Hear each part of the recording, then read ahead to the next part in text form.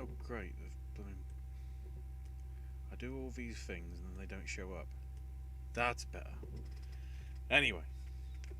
So, hey everybody, welcome to another Awards Talk podcast with myself and AJ.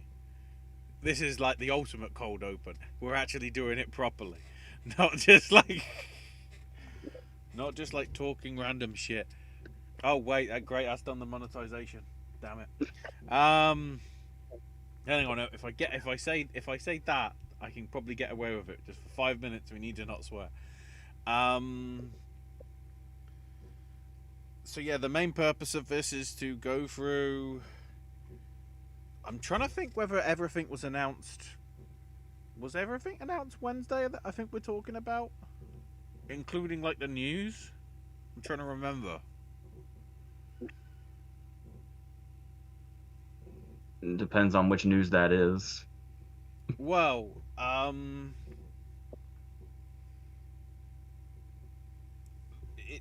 it all sort of wraps around the BAFTA, so we might as well go with one in an interesting choice, but I can see why they did it. Rebel Wilson is going to be the award ceremony host.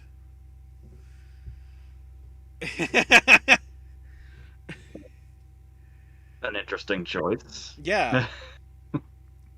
A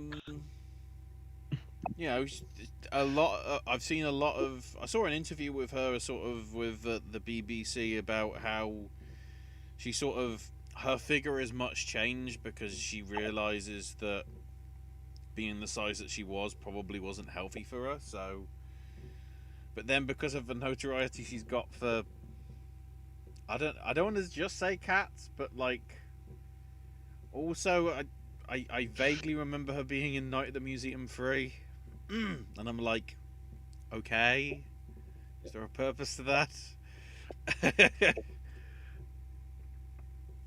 Yeah, she was the guard. I think when we did our Night at the Museum video, we did a whole thing about how this role is completely pointless. Yeah. But you know, she hasn't been doing enough because Speaking of, by the way. Go ahead. Speaking of franchise videos, I actually was afraid I was going to have to postpone this video for a minute because when I did the Scream franchise video with my brother last night, where we talked about all 5 of them, and unbeknownst to us, it lasted 4.5 hours. So, oh God! So when I woke up this morning, so when I woke up this morning, I had no voice, and I panicked. God. But luckily, it came back throughout the day. That's what. That's what Jamie Kennedy said. You know, 4 for all of horror films. Always lose your voice. That should be the first one that goes up when Owen gets back, which I believe is tomorrow, if I'm not mistaken. Yeah, because I'm trying to work out what we're even going to be doing in terms of schedule, in terms of next week, because whether we won't do one directly next week, but then we need to discuss. I guess we can probably discuss the PGAs and the WGAs and the DGAs after we do the Oscar predictions, because of course, like, if we don't do anything next week, the last weekend in December into February is pretty much cut-off point, because I think the Oscar nominations are like August the 8th or something. I ain't got my spreadsheet up. Probably should do. So yeah.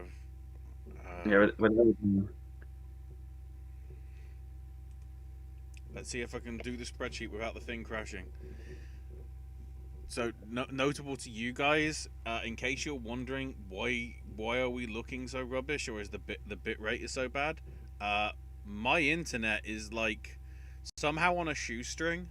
I've had to pull like half the devices off my router just to be able to get something that I can still use my computer, and me and my dad can use our tablets for whatever. Um, so hopefully there's an engineer coming tomorrow to try and work out what's going on. So hopefully it'll be fixed by the next time we go streaming. Otherwise, expect it to be at this low quality again. But as long as you can hear us and sort of see our mouths move, I will take that as a thing. So, bear with us for the technical difficulties. I was gonna say I'm just only on Discord, so I can only see you, so I have no idea what we look like. So I'm trying to imagine. We're not even going to be 360p. I've had to put the bitrate down to like 320 just to make sure it isn't, because when I started at the start of this, I was just where we were for the last one, and like 70% of frames were dropping, and that's rough. Now it's only sort of like 20, but bear in mind that's for like 10 minutes rather than a few seconds. So I'd rather take that and people can hear us. YouTube is not receiving enough video to maintain smooth streaming. I don't know what I can do, YouTube. You sons of witches. There you go, tragedy and Macbeth reference. So to the chat.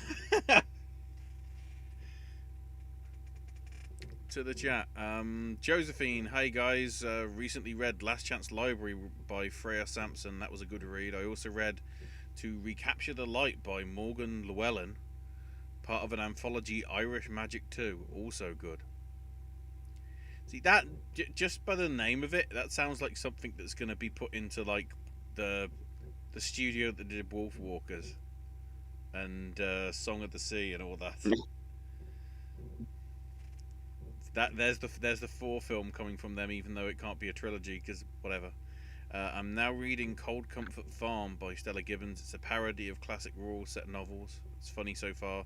And rewatched A Sir With Love this morning in honour of MLK Day and to celebrate the life and career of Sidney Poitier.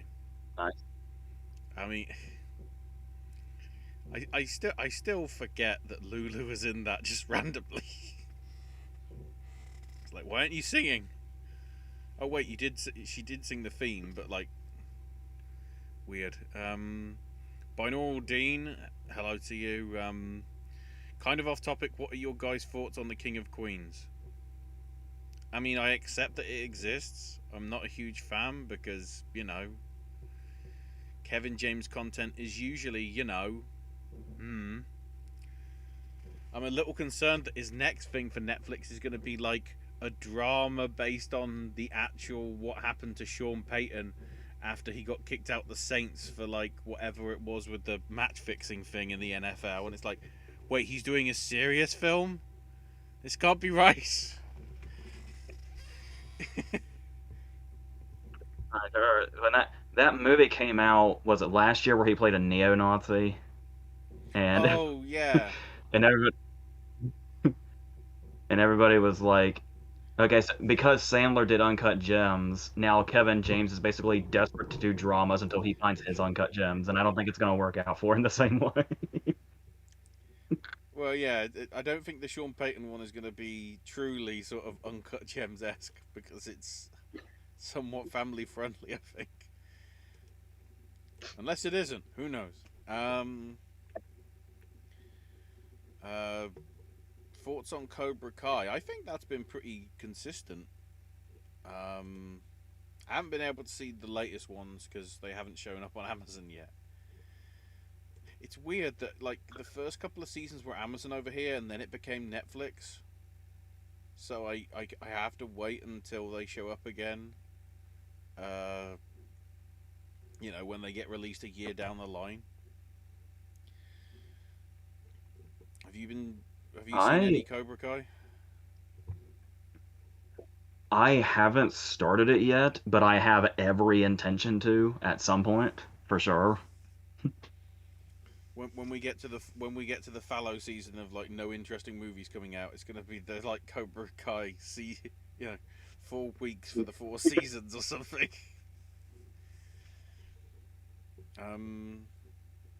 And Binaural Dean also goes, has anybody watched the new Scream movie yet? Any thoughts? Which Lorraine, hello Lorraine, uh, says, I saw Scream Saturday. I'm not the best person to ask because I didn't really want to see it, but went because my mum wanted to. I thought it was okay. Those, like I was saying, the review of it will be up Yeah, tomorrow, complete with all the damn spoilers in it. And I'll just say right now that I was very pleased with it. So good to see. Bry's here. I saw a couple of the 2020 movies of the decade. Um, Django Unchained, The Hobbit: An Unexpected Journey, Skyfall, and Interstellar today. That's an eclectic mix. And Bry really liked Django. That's good. good. Parsnip Burger, hey Parsnip. Do you think there'll be a West Side Story backlash by older members who prefer the original? As well as the film is, I still question why there needed to be a remake. That thought crossed my mind because I would be one of those people because that's how I feel about Yeah, it. you're too old. Even though you're young, you're too old. Yeah. And just the whole idea that it's like I was saying before, I think I said it in the review, but I think I also said it in one of these, how DeBose is really great and she is earning her awards, but at the same time it feels like an exact replica of Moreno's performance. Like down to every note. So I don't know if that's yeah, but Yeah. the analogy I used before was if somebody climbed Mount Everest, you wouldn't give them shit because somebody else did it first. It's still an accomplishment. Yeah. But I've seen a lot of praise for Nightmare Alley, probably because I guess that's an unfair one because most people won't know of the original one from the 40s. yeah, and there's a lot of differences. Yeah, It's it's what I'd expect from like more so than West it's Side what I'd Story. expect from Del Toro. There'll be differences. Um, Bryce saying Rebel was also in the Pitch Perfect series. I knew that one. Jojo Rabbit, I forgot, but I shouldn't because she was good in that.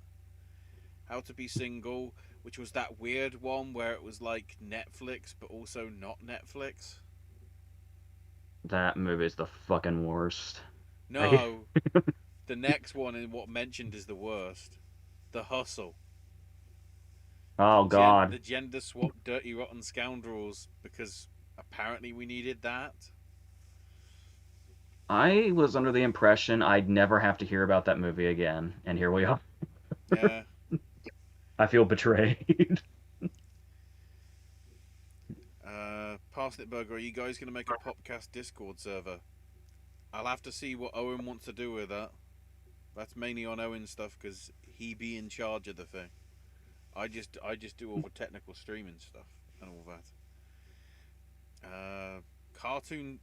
I'm trying to work out what Cartoon Saloon's in reference to, Bry. Josephine also saying watch The French Connection yesterday to celebrate its 50th anniversary of winning Best Picture. The thing that I most vividly remember from that is the bit when they take the rocker plates off the car to get the drugs in the car.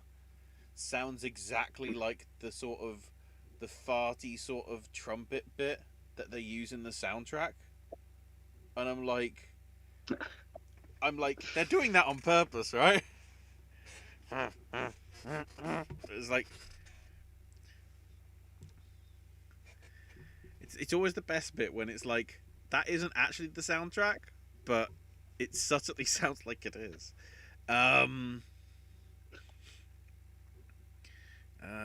Caraway Seed saying to Josephine, you like to celebrate a lot of anniversaries. Well, if you're good in your film, um, if you're good on your film, knowledge, you want to celebrate these things. Because, not many people are going to celebrate Roman Polanski's The Pianist and its 20th anniversary for reasons. Um, Yeah, it's like, and it's a good way to decide. Like, sometimes you just don't know what you want to watch and what you want to seek out. So it's kind of a nice way to like decide what you're gonna see. Yeah, it's. I know one of my local cinemas is doing some limited special screenings for the Godfather 50th anniversary in a few weeks. They're also showing. They're also showing two. I get, but well, not they're not listed yet. But in the UK release dates, two and the newly released Coda edition of three are apparently going to be coming out over sort of February time, roughly like that. Ann Thompson brought up older members resisting West Side Story on IndieWire Screen Talk, I think. She talks to Academy voters. That's Uh, always the best bit. When you well, actually here's get the okay. inside sources and go, yeah, nah. Well, this is helping us narrow it down even more because we already talked about how surely in a year like this, with them trying to keep theaters alive, they're not going to want to go after the streaming movies. And West Side Story is one of like the three main contenders that's strictly theatrical. If that's Yeah, bumping it down, that's getting us closer to Licorice Pizza getting higher. But then Licorice Pizza's ensemble snub is very interesting also. yeah, we'll get into So, that in a bit. Parsnip Burger says, I think a Discord server would be a good idea, especially since mostly the same people are the ones participating in chats or watching a lot of the times. I think it'd be fun to talk films together. As I say, I will put the pin in this. Hang on, I don't want to pin the comment because then it'll be like endlessly at the top and whatever. But I'll make sure that Owen is aware of it, or make it aware to Owen when we do stream again next properly when he's actually here, so he can hear your vocal approval of the issue and stuff. Um, I'll get to the rest of the comments in a minute because I realised, oh wait, we actually need to talk about the other big news, and also relating to the BAFTAs, and that is the Critics' Choice Awards have decided to move to exactly the same day as the BAFTAs. So March 13th. I don't know how we're gonna do this, AJ. Whether I'm gonna have to like go on a call with you, both of you, and I sort of show you the stream of the British broadcast, so it isn't at exactly the same time as the Critics' Choice Awards. why? I don't know why they would do that. It's not like BAFTA's changed. That's the thing. BAFTA's like, we're doing it March 13th because it's 2 weeks before. I guess they're trying to. The only thing I can think of is they're dodging the Olympics completely. And because of. Then again, there's no other like award ceremonies that I can think of in the last week. Or even the first week in March, yet alone the last week in February. So. What about assuming these are both in-person ceremonies? Yeah, that's the other thing It's that a lot of people have brought up. It's like, who's going to choose which one you go to and which one you send the video to? Because with the British ones that have got a chance at the sort of Critics' Choice, do you want to be in person in America because it's going to get more attention, or do you basically not want to piss off the British people that kind of made you because you're British? Um, and there's the whole thing of do you go to the proper industry gathering or do you go to the what's essentially the party? yeah, it's That'll be that'll be fun to see whose loyalty is what. yeah, be like who. The best thing is though, of course, because the red carpet will be at like at least my time, like 5 or 6 o'clock, ahead of like a 7 o'clock ish start and whatever. When we see the people on the red carpet, we officially know, well, they aren't going to be in America because time travel doesn't exist yet. Stress the word yet. Um, so yeah, it's January. I'm just checking. Yep, January. Oh no, January the 13th. So this was announced the day after all the main stuff that we're talking about in terms of the time change and everything. So yeah, it's like also I've realised they're not going to be in the airplane hangar anymore. Critics' Choice is going to be at the Fairmont Century Plaza Hotel. So they're actually going to be in a proper building. They're slowly moving up like they want to. Well, I think that was the intention when it was supposed to be happening when the Globes were happening, and then like, oh.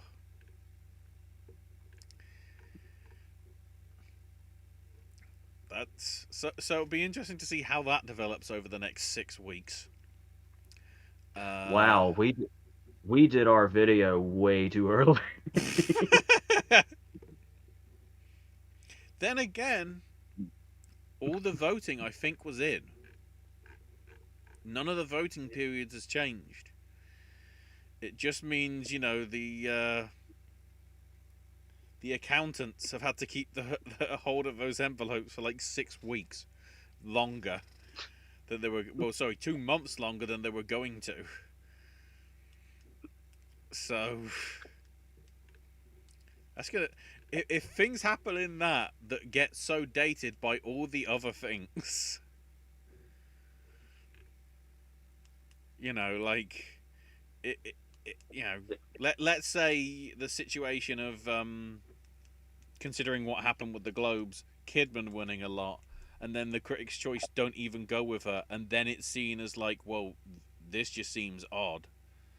Shows you They how. become Yeah, go ahead. they become the Spirit Awards. It shows you how powerful like timing can become when it's like, oh, wait, so the Globes that are supposed to be irrelevant were important, and the Critics' Choice that was supposed to be important because they were going to be big now become irrelevant because they're all like 6 weeks out of date. I love this industry. I can just see, because we always talk about how Critics' Choice likes to play follow the leader. Mm-hmm. I can just see them all scrambling, like, oh shit, did we say the right thing? Are we gonna do an unofficial fourth round of voting? Help! Help! As momentum starts to change, they're all just going to be panicking. Then It'll again, be the interesting thing is if they say something that might influence the sway on the Academy. I'm trying to see. I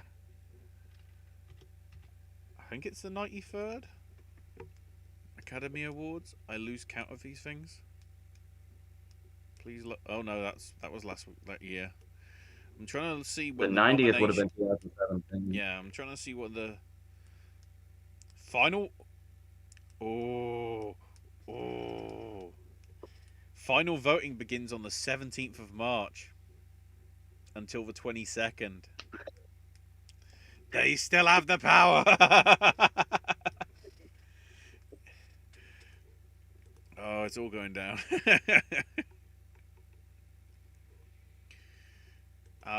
So Maybe what would be really nice if that ended up being good news for Cage, to give him that little visibility just at the right time again. yeah, that would be well. Of course, the nominations would all be in, so then it would be awkward. But of course, if he did get in the nominations, it may help. So, COVID may have made or Omicron may have made the race even more crazy after the somewhat predictable yet at times crazy Globes. Like, it's all going on. Right, before we get to the long lists, a few more stuff from chat. Bry saying, I did enjoy the first Hobbit, but the effects looked like a video game. To me, that was the problem with the third one. That big battle, like, halfway through with Billy Connolly. That's the only thing I remember from that film. Billy Connolly just trying to minute. It was just like, oh my god. Even the Lord of the Rings video game from like 2002 for the Two Towers looked better, and that was on a PS2, not like on modern stuff. Skyfall for me, and I only liked the third act of Interstellar. Is it because Matt Damon was in it? Fair play to Nolan for actually keeping that sort of quiet, and only afterwards. That's hard to do these days. Yeah, Yeah. yeah. Well, see Spider-Man. Um, in every aspect. You know, here's a Brazilian comic convention. Oh yeah, here's official confirmation of Green Goblin, even though you're not supposed to know. It's like, okay. Cartoon Saloon is the Irish animation studio behind Breadwinner, Wolfwalker, Song of the Sea, and Secret of Kellis, or Kells. Oh, and also, if AJ's wondering, my MVP on Django was third place was Volts, second place was Leo, and first place was honorary Oscar man in a few months, Samuel L. That is a perfect ranking. I'm very happy to hear. There we go. Parsnip Burger mentioning about the West Side Story did bad at the box office. Yeah. Lorraine, I did so bad with SAG predictions I didn't get a single thing on Ensemble right. Bry says Skyfall was his first Bond film. I mean, you chose correctly. Thank God it wasn't Spectre. Or Quantum. You dodged bullets. You dodge bullets there. I don't know. I don't know how he would feel. I don't know how he'd feel about the Connery era being a little younger than us, a little younger than us. But I would think the next one you'd hit up is From Russia with Love. Yeah, but that's just me. That and Goldfinger, I think, are a good sort of double bill. And then, not because of No Time to Die, but because I honestly think it's one of the best Bond films. Just because everybody hates on Lazenby, but Majesty's Secret Service is like chef's kiss. What Peter Hunt did with that was like, I mean, it took it away from the stupidness, and then it went back to stupid for Diamonds Are Forever. I stand by Diamonds Are Forever. It works in its own way, for sure. It works in a camp way. I can't say it's a bad film. It's just not an excellent film. It's like, I'll allow it. It's got Shirley Bassey doing the theme. That'll do. Right, so to the long lists. Hopefully you have the BAFTA.org page in front of you, AJ, or... I do. There you go. I assume we're starting at the bottom. Yeah. British short film. There's none there that I recognise or have heard big things about, so we won't mention them fully. In case you're wanting to know who's in it, look for yourself. If you go to BAFTA.org/film, it's one of the top sort of things that you can click on for the long list. The one thing I do want to highlight though about short animation is Robin is in there. Aardman are in again. Yes. I would not be surprised if that makes it in. I also would not be surprised if that made it in for the Oscars as well. I don't know enough about the other five to confirm, but if it's Aardman, it's probably going to get a nomination. I say being on this shortlist and the Oscar shortlist and being Aardman, it's just all adding up in its favor. Yeah, pretty much. So then we have sound. This is where I will go through the list because some of these are so important. So we have Quiet Place Part 2, Belfast, Coda, Don't Look Up, Dune, French Dispatch, Ghostbusters Afterlife, Harder They Fall, Last Duel. Okay, doesn't necessarily mean it's going to be in the nominations, but it's there. Last Night in Soho, Matrix Resurrections, No Time to Die, Power of the Doog, Tick Tick Boom, and West Side Story. There are some great movies in there, and there are some shit movies in there. And then this is probably where we need to bring up the big thing that happened that got revealed last Tuesday.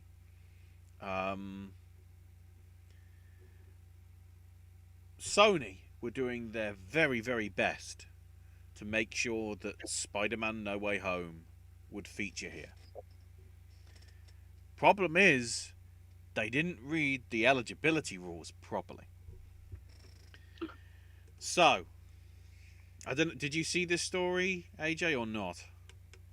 I don't believe so. Okay, so it might be new for all you people out there, but it was on Variety. It was like, I never normally pay attention to them, but it's like, oh wait, that's interesting. So, eligibility rules requested that the film be provided on BAFTA's like intranet, personal sort of web portal thing for its members by I think January the 8th, which would be within a few days of like the eligibility period for nominations for the long list to come in. All they did was put up the trailer and various things saying please could put it in consideration for best picture and best visual effects and whatever, but never put the movie up. So because of that, one of the big things that could have helped them in their push to get in more award ceremonies is gone by themselves shooting themselves in the foot. Yeah, I can't help but notice that none of the Marvel movies are here. Yeah, I mean, on the sound, that's somewhat understandable, considering how everybody complained about the sound for Nomadland. I'm like, well, I'm sort of not surprised that Eternals is here. Shang-Chi, maybe. I think some of the stuff in Black Widow was a bit too noisy. Yeah. To be able to understand stuff. But the one that makes sense here, just like it did when the first part came out, but Quiet Place Part 2. Yes, that makes me very happy because I'm sure this is probably the only place that it is. Yeah, that's a pretty, as usual with BAFTA, those 15 will get whittled down to 5. We'll find that out. Yeah, February the 3rd will be the nominations announced, with the Rising Star the day before on the 1st of February, so that's in a couple of weeks. So for VFX, so some of these I'm not entirely happy with. Just one more note on sound. I'm really happy that Power of the Dog's sound is not going unnoticed. That's like a really great aspect of that movie. So for VFX, we have Black Widow. Considering some of the stuff in that final third, Cruella, Don't Look Up, Dune, Eternals, Free Guy, French Dispatch, Ghostbusters Afterlife, Kingsman, Last Night in Soho, Matrix Resurrections, No Time to Die, Shang-Chi, Suicide Squad, Definitive Suicide Squad. It's got a definitive article there. And Venom, Let There Be Carnage. I was noticing.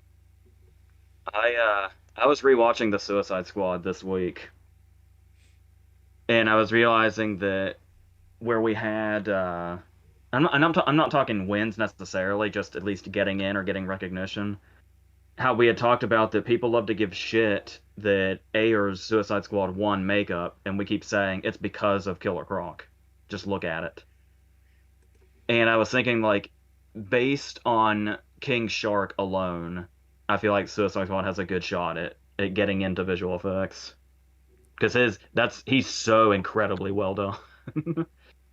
I guess, obviously the one that stands out is arguably the one that isn't Well, I guess Don't Look Up isn't technically a blockbuster, but like a lot of the special visual effects French Dispatch will be like the miniatures Yeah. and everything. So it's actual practical visual effects, not just what can we do on a computer. The interesting thing is, with Spider-Man not being in this opens this category to a surprise winner, I would honestly say. I mean, in a perfect world, Doom would run away with this. Yeah. Like I'm trying to think of what its main competitor would be. I mean, probably Shang-Chi. Out of all the Marvel stuff, I'd say that was the strongest of the three for VFX. So we'll see. I wouldn't be able to deal with it if Free Guy got nominated for something. I can't.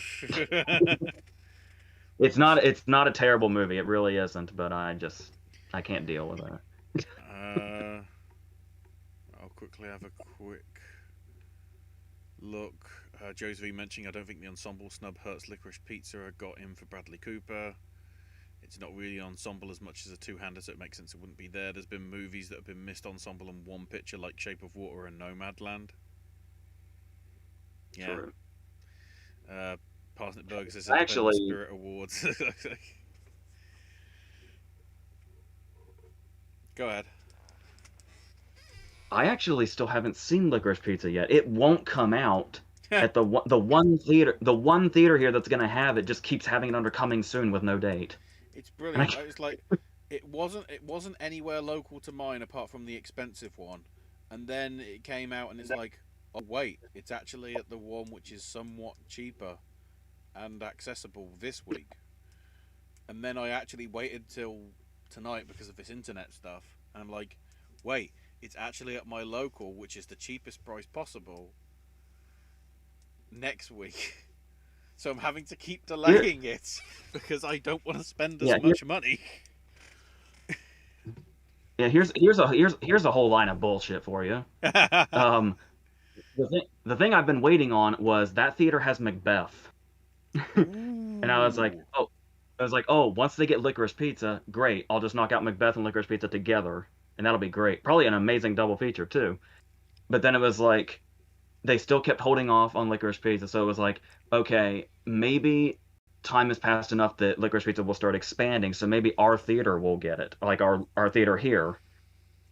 And there's obviously slots open because nothing is coming out because it's the opening of January.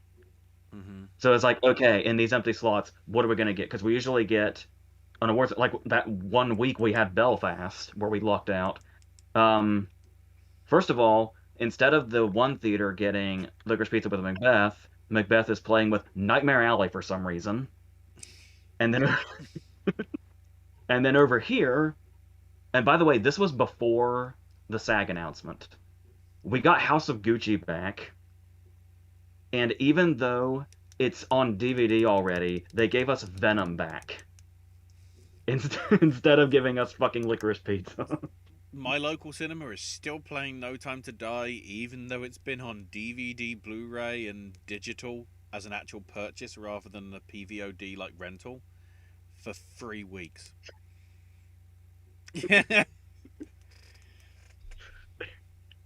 Which I can't object to. Uh, I well, I just have it. saw my local IMAX is getting rid of one of the free screenings of Spider-Man to bring back Dune. Nice, just, in my opinion. just Yeah, randomly. I almost have this like stereotypical view of the UK where it's like I just imagine most of your theaters are just playing Bond movies all the time. And Some of them eventually stopped because they realized nobody's going to come to the cinema because it's on home media, but they clearly must still be because they're still showing it.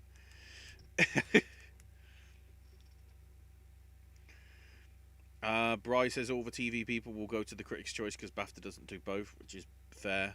especially because BAFTA will mainly just be British television, because I think there's maybe one or two international categories when they do it with that. Which film has a higher chance of going home empty-handed, Belfast or West Side Story? And Lorraine and Parsnip are both pretty much saying Belfast probably, because West Side Story is probably going to get supporting actress for DeBose or Rita Moreno. Yeah, Who knows? I fucking hate the idea of Belfast going home empty-handed, but it's looking more. I mean, unless he can surprise in screenplay, but which wouldn't have been a surprise at one point. But I feel like PTA is working closer and closer to that. So Who's going to host the Oscars?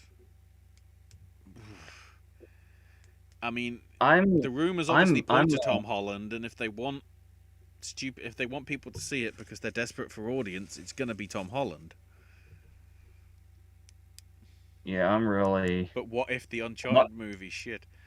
Um, Yeah, much as I love Spider-Man, I'm like really bored of Tom Holland right now. if that And it's Uncharted like movie turns out to be bad, it'll be like, do you though? from what I'm hearing, that sounds very likely. I don't really know much about it, but Well, the fact that I keep seeing like trailers and clips for it, and then I find out, wait, it's coming out in February, and they're barely doing any publicity for it.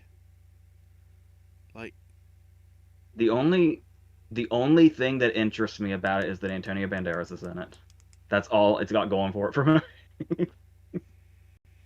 And I think what's worrying me about this Tom Holland thing is that I mean, sure, it's a definitely a decent way to try to boost their ratings, but the fact that the way I heard it was he expressed interest and then the Academy contacted him. That sounds like it's working towards that. yeah. Like that's what we're going to end up with. Uh, See, Bride the historian. It's like AJ and Owen doing their prediction for the Spirit Awards for the films of 2014 after the nominations were announced.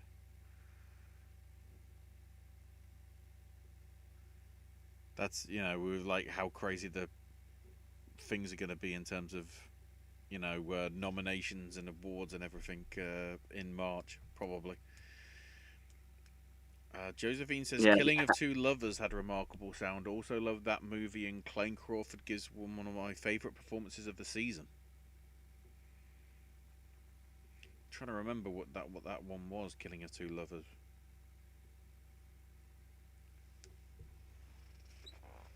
Can't think off the top of my head. yeah. Bry also saying the only one that's on the Oscar shortlist that isn't on the BAFTA Longlist is Godzilla vs. Kong. Which is interesting because, like, in America, that was obviously. I mean, it was the biggest film for Warner Brothers actually at the cinema, but the fact that it was on HBO Max, none of that privilege was in the UK. The only way you could see it over here was in the cinema. So the fact that it doesn't make it in, like, I, I wish I had seen it in the theater, but I wasn't ready to go back then. no, So that's understandable. a regret that I had. Josephine really agrees with you about the sound for Power of the Dog, the moments of silence, and the bathing scene in the lake. Love it.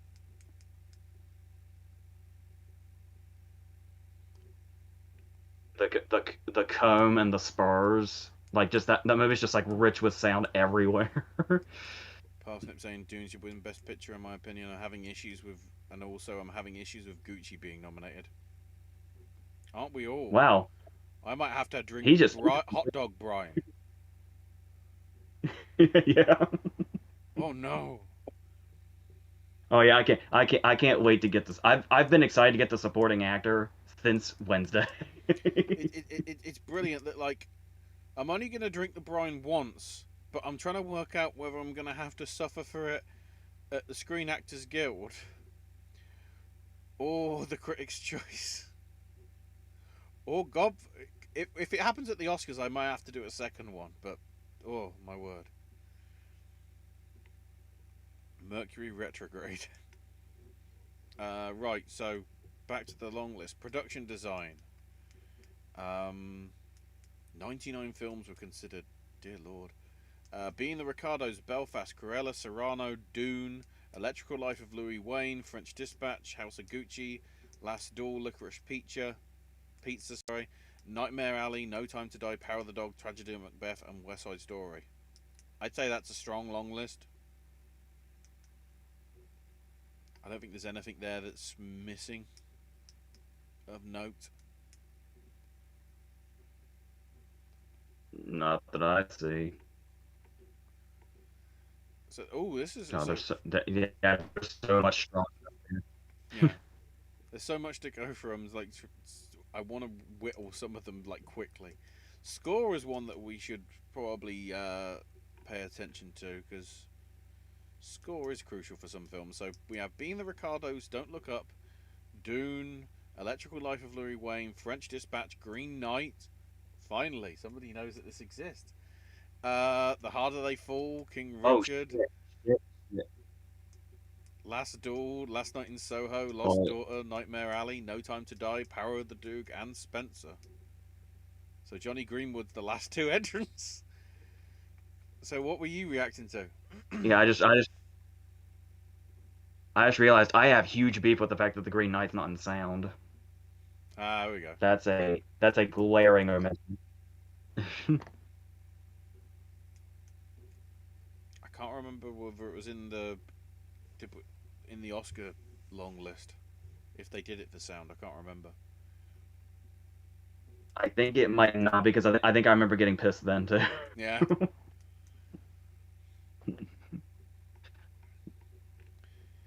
I mean, I'd say they're all strong.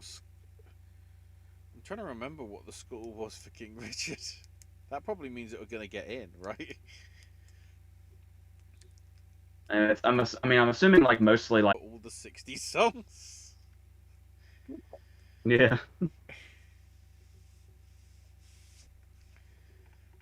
Uh, okay, so there's some. I do Go ahead.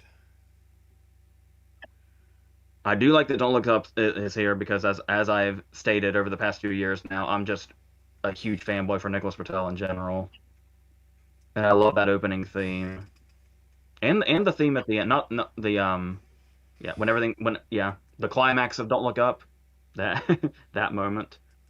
Um I don't really remember anything in between those, but those two are worthy.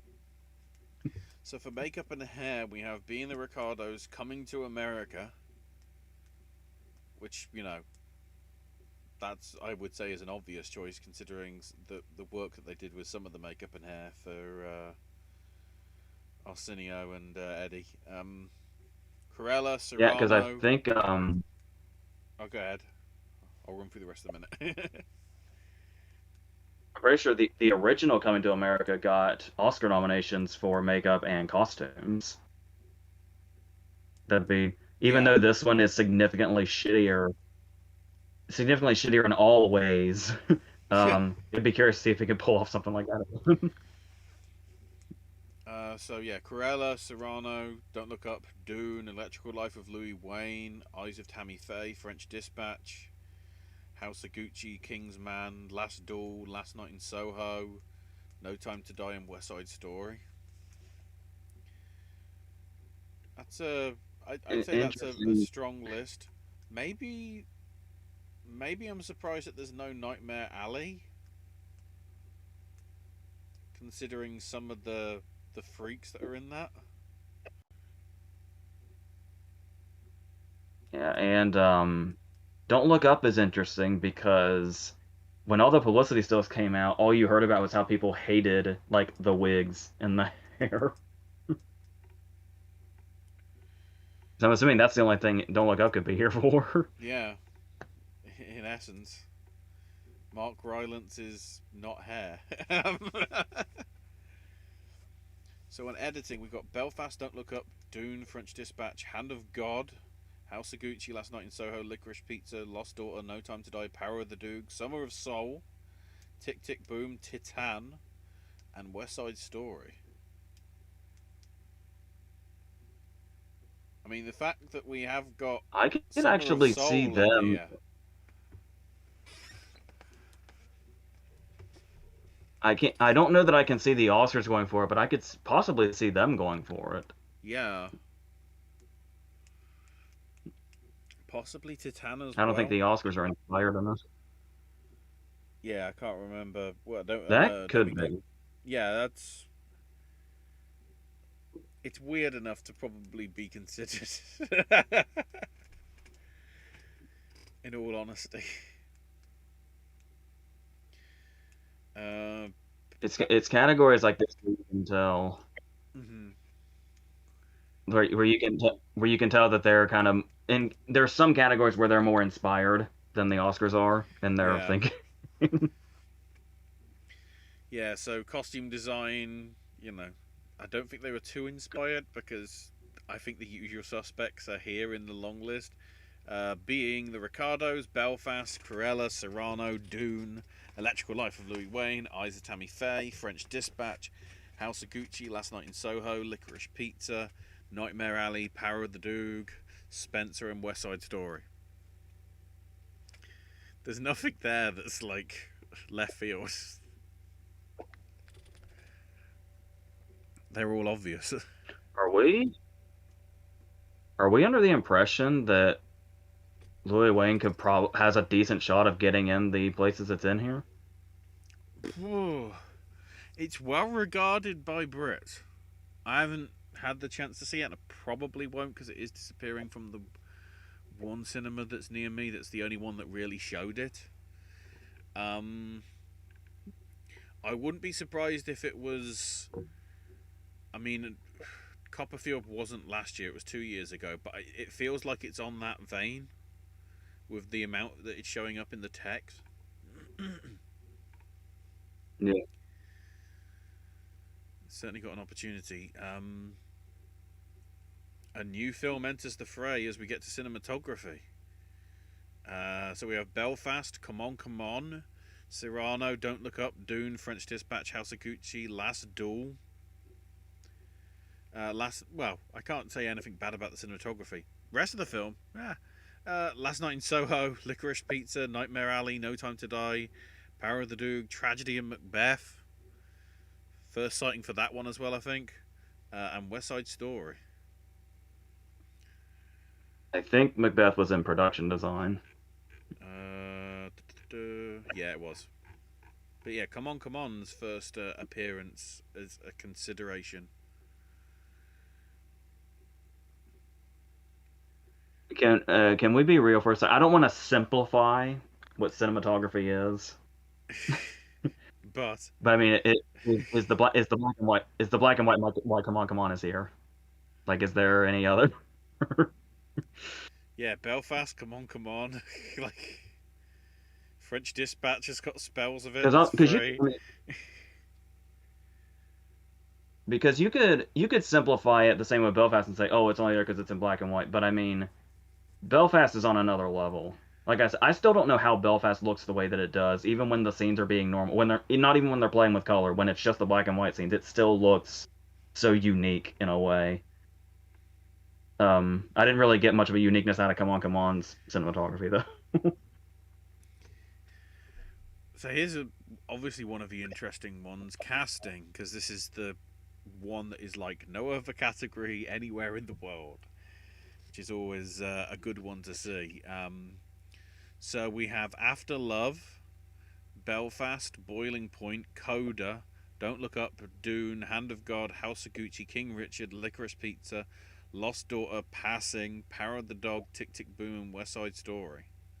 So we have got a few like British films popping in here. I was wondering I was wondering when After Love was going to show up since it absolutely annihilated the British Independent Yeah, Awards. it made sense. I mean, I'm not saying it's a front runner for best debut, but you heard it here first from me, at least on these podcasts. Owen, if you were listening to this afterwards, you might want to go with that for After Love for best debut, and maybe best British film. We'll see.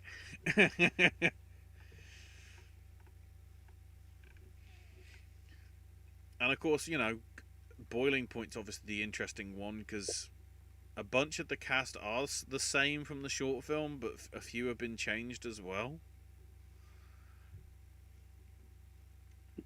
So, I'm pleased to see that getting some recognition at least. So then we get to the ones that we can probably critique more on because uh, we know these performances. And this is where I start my rant. This is the British Two of these make me very, very happy. This is the British Academy Awards for Supporting Actor, and they completely forgot that Jason Isaacs exists. Oh my god. Yeah, exactly.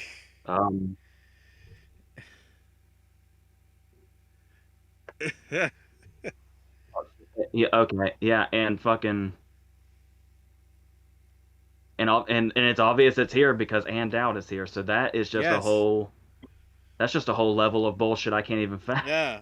The people that did make it in: David Alvarez for West Side Story, Bradley Cooper for Licorice Pizza, Del Toro for French Dispatch, Dornan and Yes. Hines both for Belfast, Mike Feist for West Side Story as well, Andrew Garfield for Eyes of Tammy Faye, Troy Kotzer for Coda, Jared Leto for House of Gucci, Woody Norman for Come On Come On, Al Pacino for House of Gucci, Jesse Plemons for Power of the Doog, along with Cody Smith McPhee as well, J.K. Simmons for being the Ricardos. Owen will be happy. And also Mark Rylance for Don't Look Up. I'm interested in the fact that Woody Norman is here. First off, I think he's in the wrong category, but secondly, it blew my mind to learn that he was British. I would have never guessed watching that movie. And I'm very pleased about Mike Feist being here, and I'm very pleased that I know a lot of people thought Jeffrey Wright was the MVP of French Dispatch, and he's definitely up there. But for me personally, I thought Del Toro was, so I'm really happy to see him here. And then I'm still confused by. I was gonna ask I was bringing something up in the Globe video, and then I think a new winner was announced, and I never completed that thought. But I had a comment about Rylance in Don't Look Up. Have you seen Don't Look Up? not yet. Um, I don't know what is going on with Rylance in that movie because and the reason I hesitate to say this is because I don't want it to sound like it's like falling into the politics of it. It's just kind of a general confusion that I have. Where Rylance is playing this Elon Musk Steve Jobs type Mm-hmm. who is who's essentially the villain of the movie in the long run, but with his hair, his teeth, his voice, and the fact that he sniffs a woman's hair at one point, it's clear that he's physically supposed to be Biden, and I can't quite piece together how those parts mesh. Like what Biden has to do with the Elon Musk Steve Jobs type and why that's the performance choice that it is. Yeah. But if it's more of a Rylance thing or a McKay thing, and it's I mean the only thing the conclusion I could come to of why his character would be like that is that he's in cahoots with Streep, who is like the Trump character. And it's McKay's way of saying like politicians are much closer to each other than they are us, despite their differences. And I still don't know what it has to do with being a tech giant. It's a confusing mesh of things that Rylance has to do. The thing that I confused don't get me, that role. the thing that confuses me most about Don't Look Up is one of the one of the best bits of the film, from what I've heard, is Grande saying "you old fuck," rather than It's a boo, it's a good moment. I, rather than Boomer, because of Pearl, the kid that you saw as the landlord in that Funny or Die sketch 15 years ago, who basically came up with it. Why is she not directing films?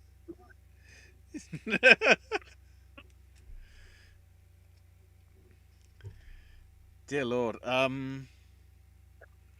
So I supporting. do I do also want to shout out Pacino being here because um the Leto's best scenes in House of Gucci are the scenes with Pacino, and so that kind of elevated those. And this is another instance where I was saying I've been saying don't count out Jesse Plemons being the Lakeith Stanfield of the year at the Oscars. So this is kind of helping me Yeah. push that thought a little more. There's. And I'm just looking at supporting actress. There's some surprises in here as well. The long list is Katrina Balfe for Belfast, along with Judi Dench for Belfast, Kate Blanchett and Meryl Streep for Don't Look Up. Meryl gets everywhere. Jessie Buckley for Lost Daughter, Ana de Armas for No Time to Die. I I completely get why people think her scenes were one of the high points of the movie. I don't get where nominating the performance would come from if that were to. I don't think it's gonna happen, but like if it happened. But I think that's more so of how much the scene works than the performance itself. But Yeah. maybe that's just me. No, I think that's, yeah. I'm just pleased that she made it in here. Yeah, Um, Ariana DeBose and Rita Moreno for West Side Story. Ann Dowd for Mass. Kirsten Dunst for Power of the Dog. Ingenue Ellis for King Richard. Catherine Hunter for Tragedy of Macbeth. Ruth I'm Neg. saying that Go ahead. we've definitely got it. I know I've been on the Macbeth thing this whole time, and I mentioned it in a previous video like a couple of months ago or something. But my mind keeps coming back. The only reason I haven't like really gone in on Catherine Hunter is just how fucking messy the category is. But Because it's I would say because it's keeping it on BAFTA, I'd say she's a front runner. her. In all honesty. I would definitely. That's like one of the things I'm most looking forward to about Macbeth, and everybody knows I'm fucking dying to see that movie at this point. We also have Ruth Negga for Passing. Vinette Robinson for Boiling Point. I agree with that one. And Anya Taylor-Joy for Last Night in Soho.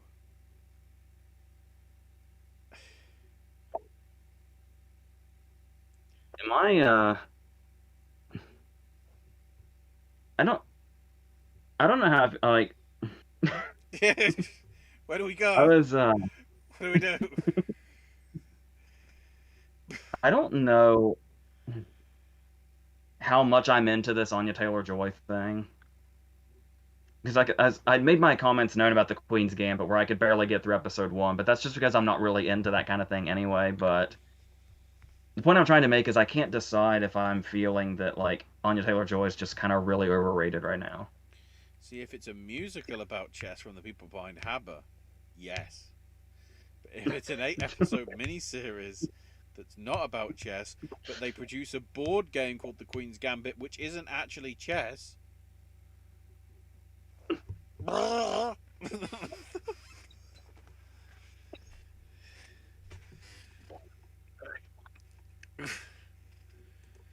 Anyways, I'll quickly jump to the comments before we get to the others. My brain needs to process it. Lorraine saying, see people arguing that Gucci can get in picture because it's financially successful, but it's only made 124 million on a 75 million budget. And technically, it can't be successful surely unless it doubles its budget. I wouldn't be worried. I wouldn't be worried about its box office, about Gucci getting in. If anything's gonna get Gucci in, it's that fucking SAG turnout. Yeah. Just single-handedly by itself. SAG is a big block of voters, so. The ones on the Oscar shortlist that are not on the BAFTA longlist for score are Candyman, Encanto, Parallel Mothers, and The Tragedy of Macbeth. Oh, that's a point. Yeah, Encanto didn't make it in for score.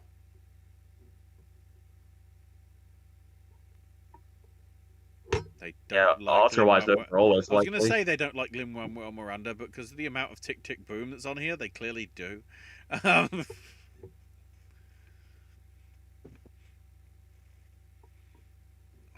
Josephine saying happy Licorice Pizza made the shortlist for production design. I think the costumes and production design are also two elements of Power of the Doog that aren't brought up as much as the acting, the directing, the score, and even the cinematography. The colour is gorgeous. That's why it's one of the films this year I watched at home that I wish I saw in theatres. I may sound like a broken record, but I think it's too good for Netflix.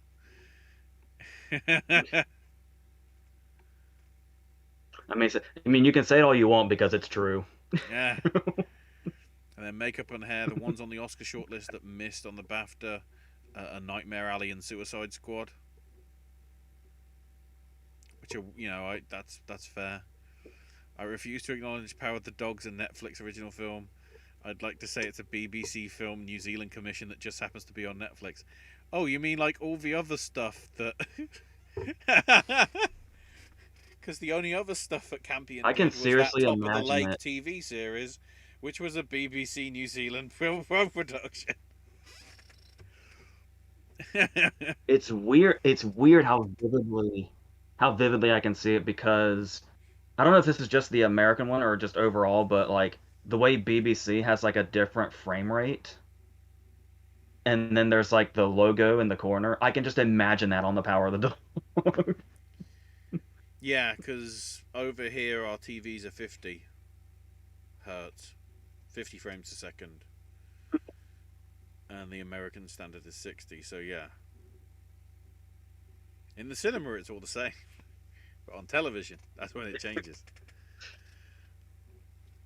That of course means that films are like shorter in America than they are when they're shown on television than they are over here. Only by like minutes or whatever. Probably helped by the fact that they cut out half the credits and it's just speed credits. Like on both versions. Over here, it's just like they crank it at sort of like normal speed. In America, it's just like enter, end of credits. That's it. Next program. Love the makeup and hair in French Dispatch. So happy about Titans getting in for makeup. It's my personal pick for best makeup. Bri, don't say now we say goodbye to Jason Isaacs. You can never say goodbye. You can only say, please choose him next time. Please.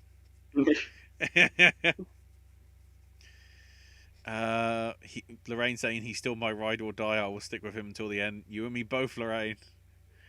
I will cling on to that dream. Spoilers for when we do the Oscars 23. Isaac's probably going to be in there, whether people like it or not. Does Rylance say will it help and don't look up?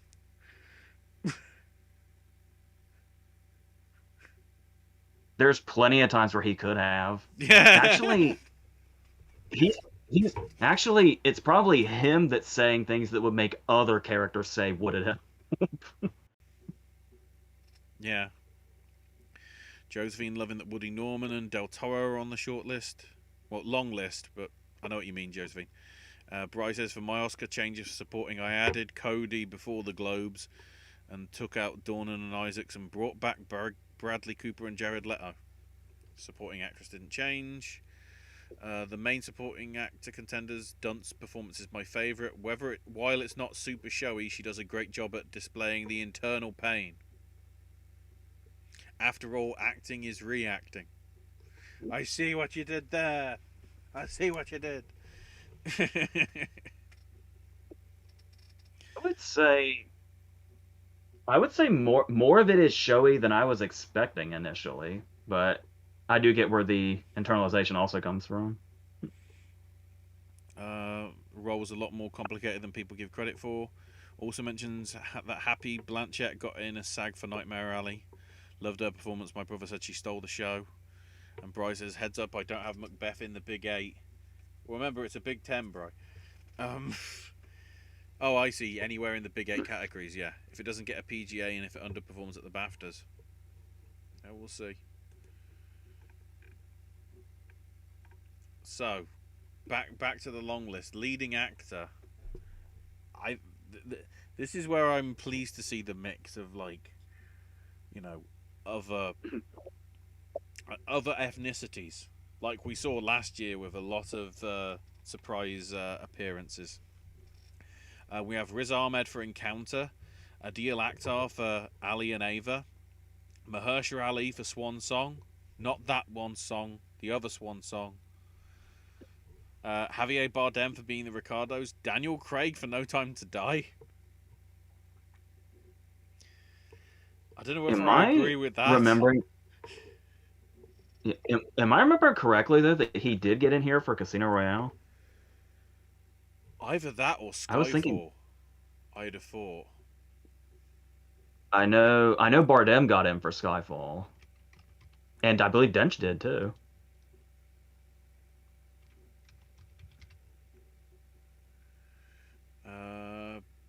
Best. I don't want to.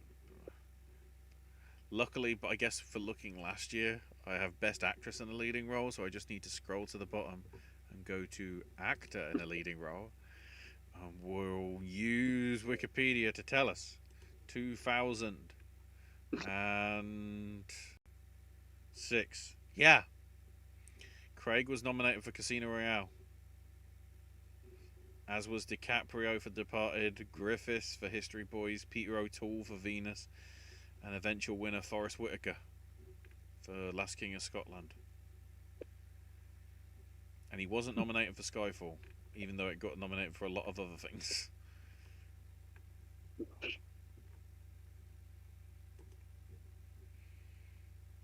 We also have Cumberbatch for Power of the Doog, DiCaprio for Don't Look Up, Dinklage for Cyrano, Adam Driver for House of Gucci, Adam Garfield for Tick Tick Boom, Stephen Graham for Boiling Point, Cooper Hoffman for Licorice Pizza. Owen is marking out. Joaquin Phoenix for Come On, Come On, and then Will Smith for King Richard and Denzel for Tragedy of Macbeth. Just because I've gotten it recommended to me so many times now, I can't wait to see it at this point. Just from what I'm hearing, I would not be surprised if they went for Stephen Graham as far as like getting nominated. When you have a film that is, from what I can tell, all one shot, possibly with one bit where they could have, but apparently it wasn't. In order to do it, it's okay for a short film because it's like 15-20 minutes, but like not 100 minutes or so, that's like full on like play style of performance. So yeah, I think there's a chance there.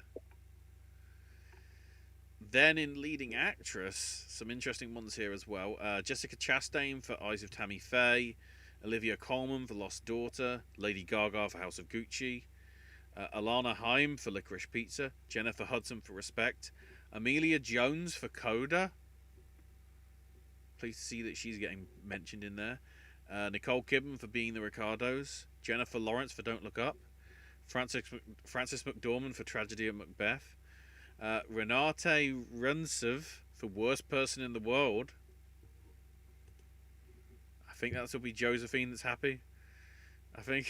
I'm trying to remember. Claire Rushbrook for Ali and Ava, Joanna Scanlon for After Love. I think she's got a chance of making it. Because remember, with the acting categories, it's not 5, it's 6. So I wouldn't be surprised if Scanlon made it in here. Kristen Stewart for Spencer, Tessa Thompson for Passing, and Rachel Ziegler for West Side Story. Yeah, not to get ahead of ourselves, but Stewart, it sounds like. Yeah. That's going to be an interesting one.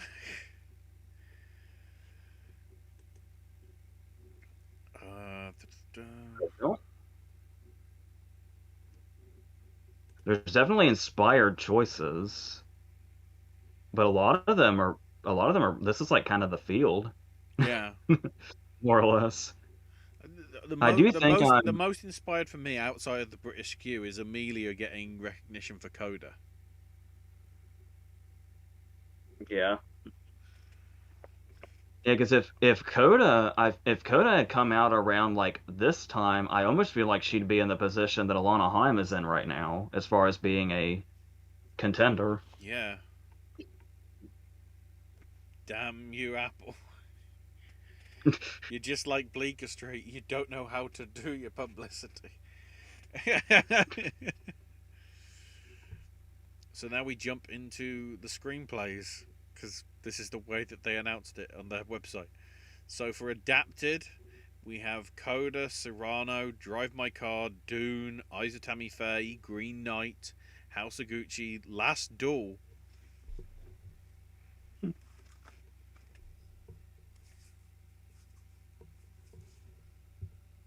Ah! Right, hang on.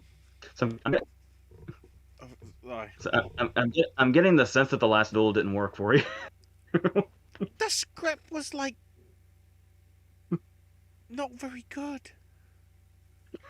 In all honesty, like House of Gucci, they might look nice. They've got good acting performances, but the script behind them was just like, especially when you actually look into the historical nature of the Last Duel,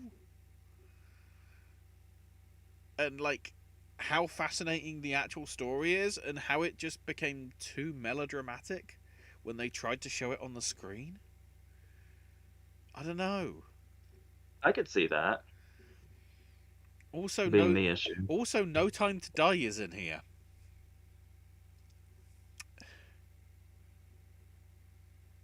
Yeah, it's there. I see it. I know, but like, What are you talking about? I don't want to say why, but why? I don't, I don't think it was that strong of a story, and we don't know how much beefing up Phoebe Waller-Bridge had to do from the existing script.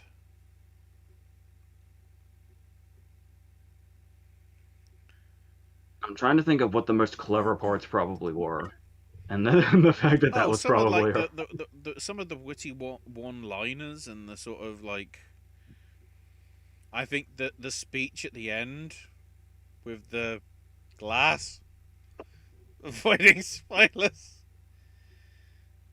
that seems a very Phoebe thing.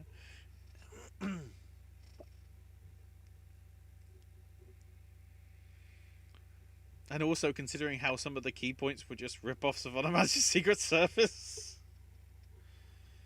It's like... Well, I don't know. I still haven't figured out if it's a writing problem or a me problem.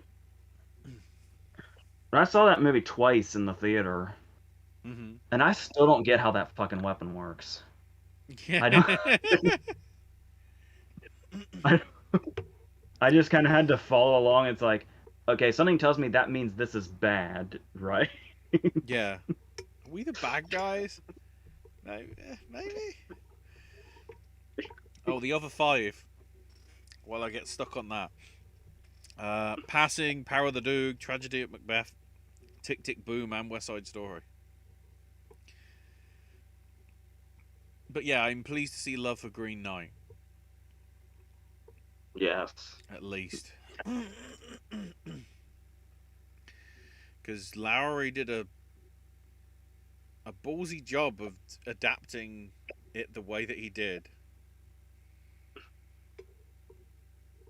Because to some extent, Green Knight goes very Apocalypse Now. Yeah. Or Easy Rider. Or insert weird film from the psychedelic period of the 60s/70s here. But then it has to because of the nature of the thing. So I'm pleased to see it did get some recognition. and Uh, just the way he was able to, and like it's you basically get a sense of it's really hard to like describe, but he has what seems to be a signature aesthetic and style, and the way he incorporated that into this seems like it would be a weird combination, but it's like I the stuff that you can see definitely where a Green Knight and a Ghost Story are through the same eyes, but it just somehow works so significantly better in something like the Green Knight in a way that's it's even really kind of hard to describe, but that's yeah. and then on the original screenplay front, we have After Love, Being the Ricardos, Belfast, The Card Counter, Schrader makes it in again. Uh, come on, Don't Look Up, The Duke. Which one was that? I'm so glad you said that because I was like, I feel like I'm pretty informed, but I'm not entirely sure what that is. Duke.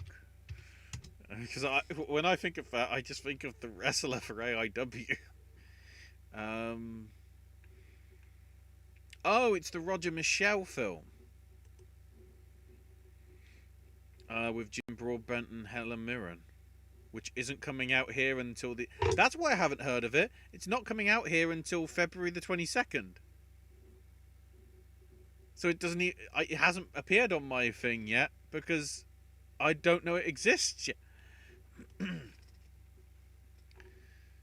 uh, it got premiered at the Venice Film Festival, so that's. But it's Roger Michel's final film because he's dead. um, yeah. Oh, it's co-written by Richard Bean from One Man Two Governors fame. So I can't object. Richard Bean's good. Um, let me. What was the write up for it on Google? Like the brief synopsis. In 1961, a 6-year-old taxi driver steals Goya's portrait of the Duke of Wellington from the National Gallery. Sends a ransom note saying that he'll return the painting if the government invests more in care for the elderly.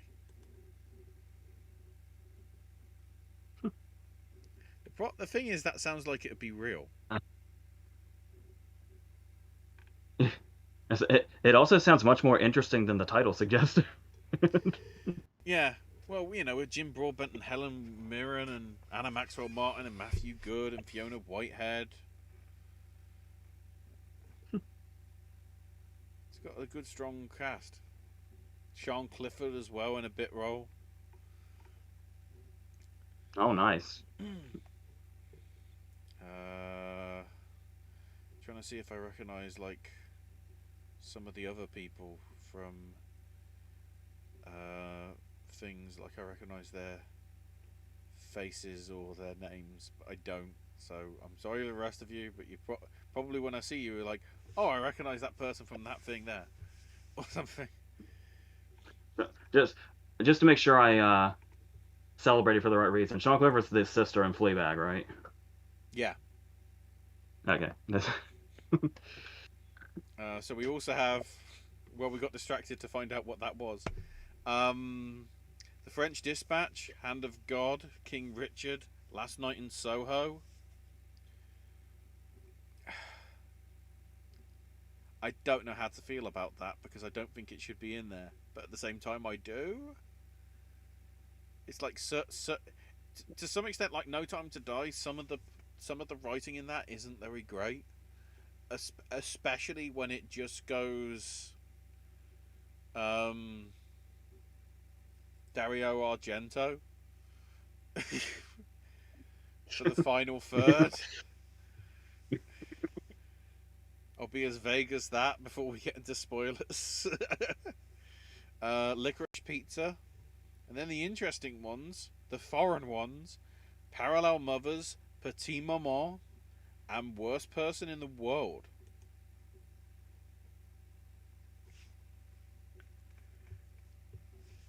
This is as crowded as this category is. The foreign ones are always a possibility. It's just a matter of which one. Definitely.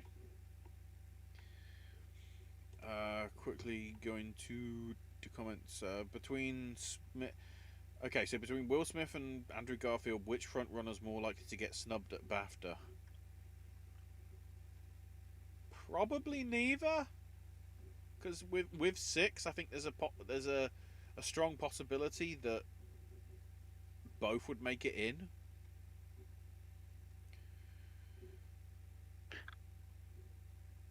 Because we already know Denzel won't make it. So Bryce says for actor, I took Denzel out for now, AJ, and brought Javier Bardem in. does he mean for Oscar predictions? Yeah. I refuse to acknowledge that. Josephine loves that Cooper Hoffman and Joaquin Phoenix are in for their performances. Stephen Graham was great in The Irishman. When I saw him on screen in that, I knew I wanted to see him in more films. For actress, it's basically the actress in the drama lineup from the Globes, but take out Kristen Stewart and I brought in Tessa Thompson. Because we discussed about it in a previous podcast, how Spencer's much of a cold movie. I mean, we'll get into the SAG thing. Yeah. We'll get into the SAG thing because I have my feelings as to what happened there. Of course, I love that Alana Haim and Renard. Okay, so, go ahead, AJ. I was just say SAG has a number of cans of worms we're gonna have to open. Yeah. Josephine says, I love that Alana Haim and Renate Rensiv are here. Hope both get in. Renate is my Renate or die. Bryce says, because of how cold the movie is, it's why the voters are not taking to it. Then again, isn't that sort of the trend of Paolo's films? They're very sort of cold and sort of whatever. Well, I'm glad it's not just me because as a massive Kristen Stewart fan, I just really Spencer just I couldn't get hooked on it. Like I was so I don't know because I thought I was going to really be into it, but it's like I just don't. I guess we can get back into this when we get into Yeah. actors at SAG, but yeah, I get that sense of like I'm glad I'm not alone if that's the reason that Spencer was falling behind. Lorraine says, at least predicting the 3 short film categories isn't stressful. I just picked 5 random titles and called it a day. Lorraine is new to here, AJ. She doesn't know what we've done for the past 4 years. Unless it's Donkey with headphones, in which we get swayed by a still. Nesta Football Club. Never forget. Never forget. For adapted screenplay, it's basically the 4 female directed movies of the year and Drive My Car. And for original screenplay, Bry took out Mass and Parallel Mothers and went boring with Ricardo's and Don't Look Up.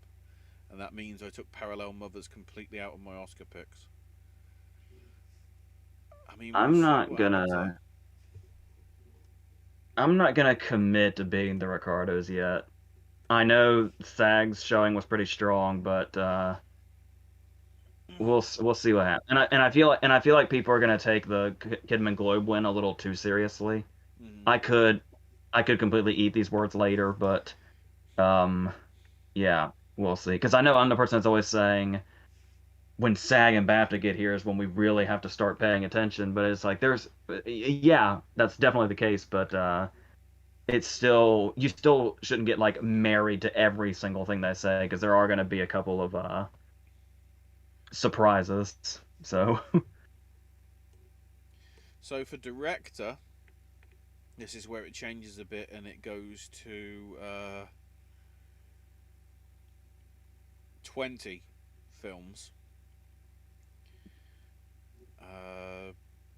The idea being that, hang on, to Determine the long list. In round one, the directing chapter voted with the top 7 female and male directed films automatically long listed. So you have got an even split here, which is weird because I still think it's a pretty strong list. Because we have After Love, Belfast, Coda, Don't Look Up, Drive My Car, Dune, First Cow, Hand of God, Happening. I have to look that one up because when I think of Happening, I don't think of that one. King Richard, Licorice Pizza, Lost Daughter, Passing, Petite Maman, Power of the Dog, Souvenir Part 2, Tragedy of Macbeth, Titan, West Side Story, and Zola.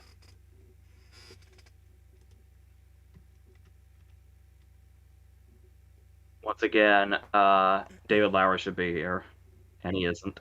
A bright young Is student that faces the only? Oh, I see. A bright young student faces an unwanted pregnancy as abortion remains illegal in 1960s France. It's coming out here on the 1st of April. So how is it blooming eligible for the BAFTAs when the films have to be out before March? Or like mid-March?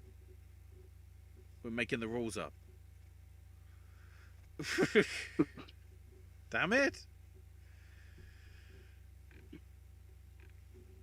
Or because it opened at a film festival, it That description technically kind of counts. gives me. I'm kind of getting Vera Drake vibes from that description. Yeah, the plot synopsis on Wiki says in 1963 France, Anne, a bright young student, gets pregnant, seeing her opportunities to finish her studies and excel slipping from her. As her final exams approach and her social life begins to fade, her pregnancy progresses, forcing her to confront the shame and the shame and pain of an abortion, even if she must risk prison to do so. I mean, it did win the Golden Lion at the Venice Film Festival.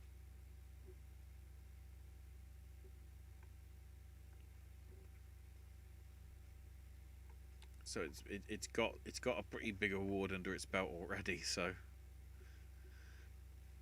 I'm guessing obviously that is in because it's the 50-50 split. That's why it was a bit new to me. But then again, because it's coming out in April, it's a weird choice. But whatever, I'll allow it. I'm just pleased to see that Lost Daughter's in here. After Love is. Petit Maman is getting some recognition. Even Joanna Hogg for Souvenir Part 2. Because Part 1 was pretty good. I haven't seen Part 2 yet.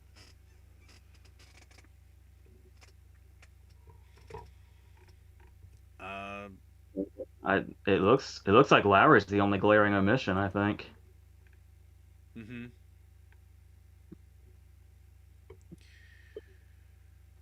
So then on animated film, it gets slightly simpler. Seven long listed.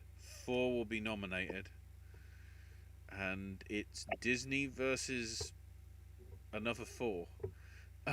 So we have Encanto, Flea, Luca, Mitchell's versus the Machines, Raya and the Last Dragon, Ron's Gone Wrong, and Sing 2.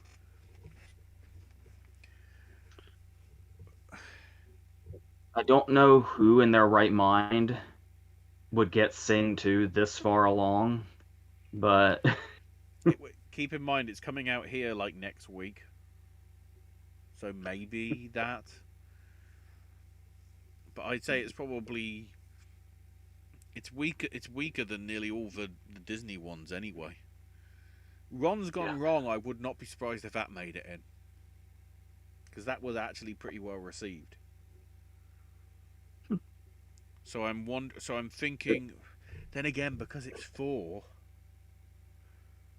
it's probably going to be Encanto, Raya, Flea, and then a toss up between Mitchell's and the Machines and Ron's Gone Wrong.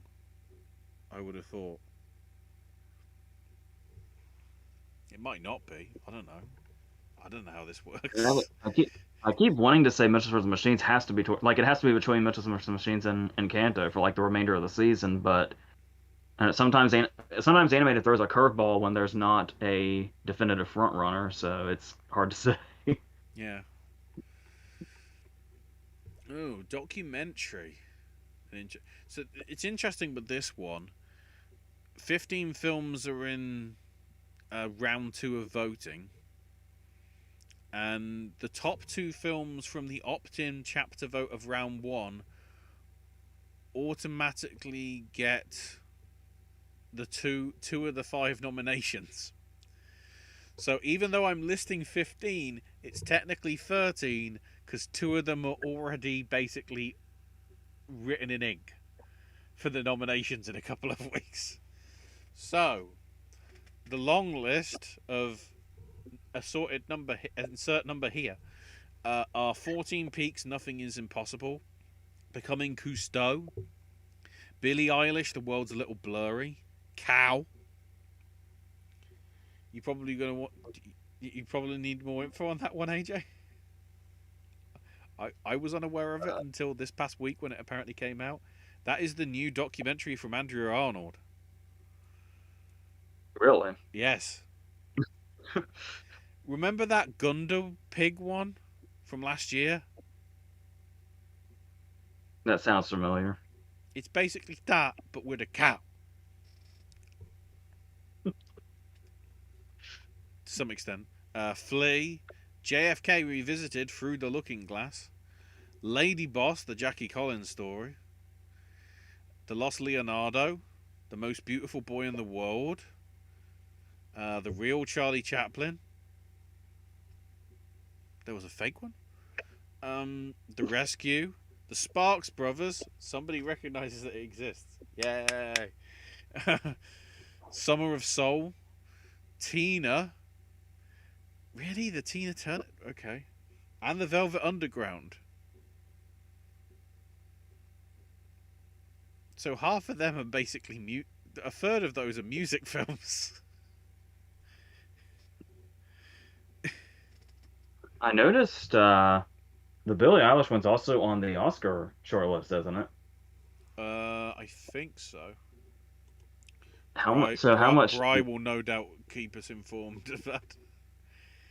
That's just, exactly how much love is she gonna get this season is now the Yeah, question. that's an interesting prospect. I mean, to be fair, that I don't think that there's two, arguably three front runners that are in this, being Flea, Rescue, and Summer of Soul.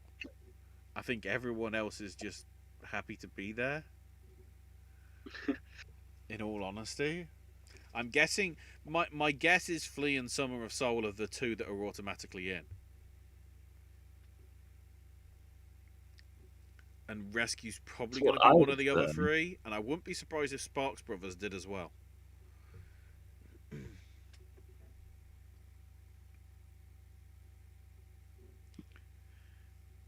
Because the fact that Sparks are American, but you wouldn't know because they're just all over the British, like, charts and everything. They never had success really outside of here, somehow, to some extent, which is weird. But there you go. Um, I think that's probably what's going on. So then, film not in the English language. Oof. So we have this is a this is a strong this is a strong list. So we have A Hero, Bad Luck Banging or Looney Porn, Compartment Number 6, Drive My Car, Flea, Hand of God, I'm Your Man, Lamb, Oh Hail Lamb, oh, holy shit, Lamb, The Most Beautiful Boy in the World, Parallel Mothers, Paris 13th District, Petite Maman, Riders of Justice, Titan, and The Worst Person in the World. I can't make that five. Assuming Drive My Car is still the front runner as far as we know. That's the thing. Lamb was very well received over here. Petit Maman especially was. I'd love it if Petit Maman made it in ahead of Titan, because then it would give more justification to why did you choose Titan for the Oscars. I mean, I understand why, but also maybe its subject matter will be more appealing to the Academy, because critics will probably love it. Some of the Academy might be like, what the hell is this shit? Whereas Petit Maman, which is just about, a funeral and a mother and daughter dealing with it and whatever, is like relatively like calm ish. But yeah, Lamb. Oh, what a crazy film Lamb is. That's all I want to say.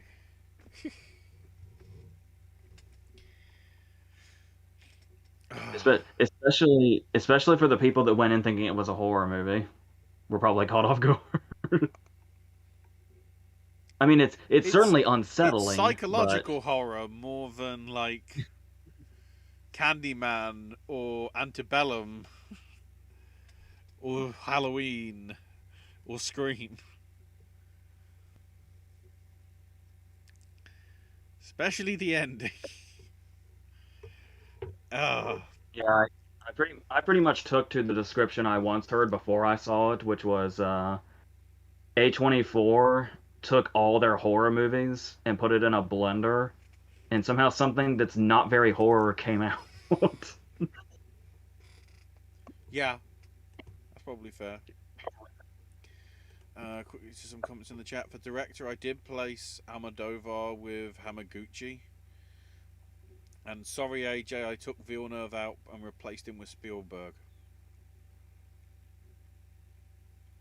I'm still trying to, because I had to take him out last time also, Yeah. and I don't know that I can turn back. I feel like the five that I had, Yeah, for my Oscar because I feel picks. like I feel like Hamaguchi's a really good bet at this point, Yeah. but I really don't know. DGA is not going to tell us anything Yeah. because they'll go. DGA tends to go. DGA tends to go safe with maybe one wild card, but the wild card usually doesn't. The DGA wild card doesn't usually amount to much. Usually, yeah. it's going to be somebody way out of left field that's usually foreign. So yeah, Uh, Bry's Oscar picks in the Big Eight. I'm more predicting on what won't get in the Guilds or the BAFTAs. Yeah, that's probably fair. And Bry also says First Cow was last year. This is the problem with these BAFTAs. First Cow didn't come out here until after the eligibility stuff.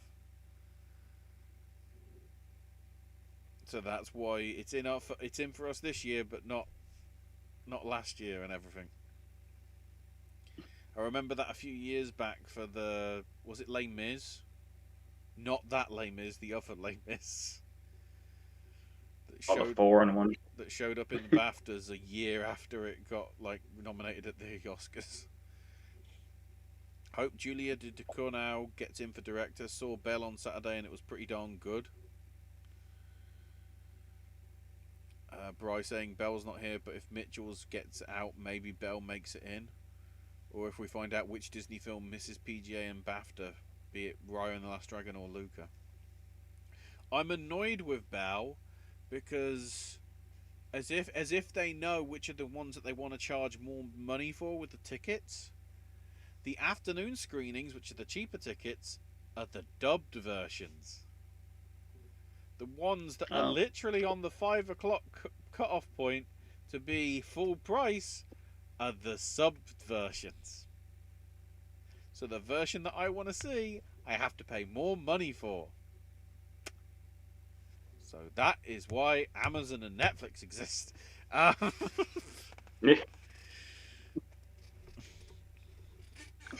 don't want to pay extra for seeing it sort of in a somewhat inferior version. Not as intended.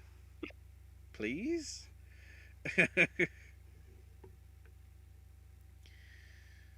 Josephine really wants a non-Disney film to win. It's fair.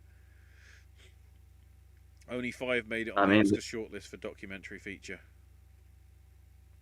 Oh, out of the 15, only 5 crossover. Which, from what I remember, the long list for the Oscars was 10, right? So 50% ain't bad.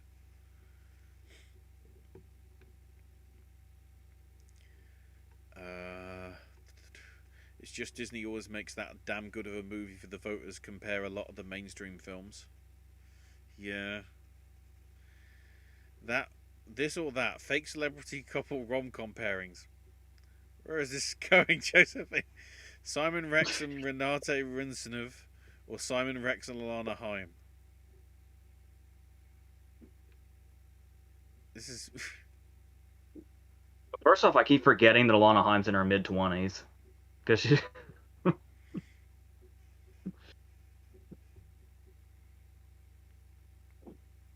Renate. I know, like Renate and I, Andrew I hate. Garfield, or Alana Haim and Nicholas Braun? Cooper Hoffman, Amelia Jones, or Filippo Scotti and Thomasin McKenzie?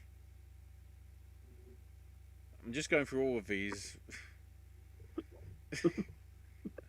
There's too many, Josephine. Scoot McNairy and Elizabeth Debicki, or Scoot McNairy and Cassidy Freeman, the wife from The Righteous Gemstones? I'll just go with Debicki because legally she has to be in everything.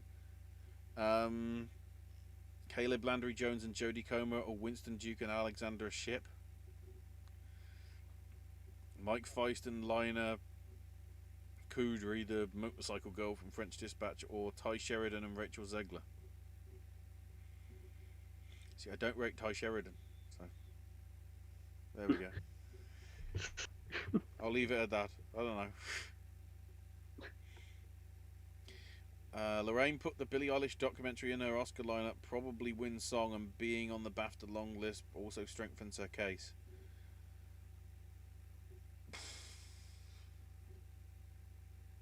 Wasn't there also a scenario where somebody like struck out twice and they were in a similar place?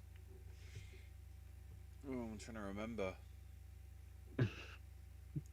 Something musical. That's what I remember. Like, it could be with Billie Eilish, depending what happens. And Bryos says, speaking of A24 horror, Ari Aster will have a new horror comedy called Disappointment Boulevard coming out this year with Joaquin Phoenix. I heard it's supposed to be like fucking 3 hours long or something. It's Ari Aster. Or 4 hours long. It's Ari Aster. What do you expect? Yeah. The extended version of Midsummer. I mean, I appreciate that it's there, but also I don't know why it exists. Don't get me wrong. He's amazing, but holy fuck, he's exhausting.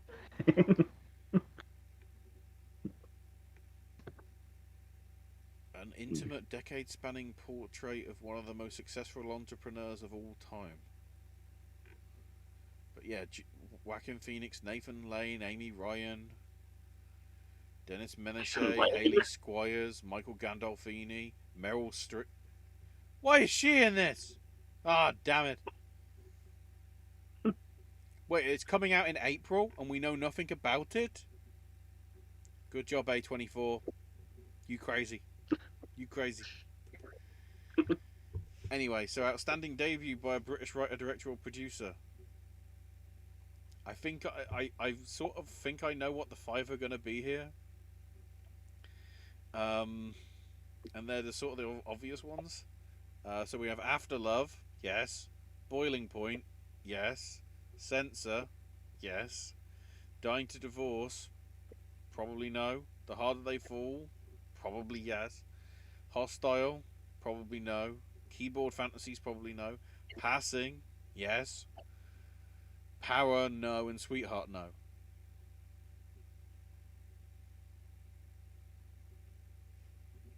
Have you That's seen? pretty much what the only ones Have you seen Censor yet?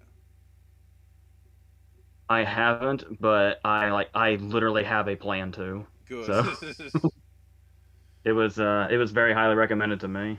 So I can't compare it to Saint Maud, but it is that sort of indie British horror film that is very British. Saint Maud has that's a good way to get me hyped for it.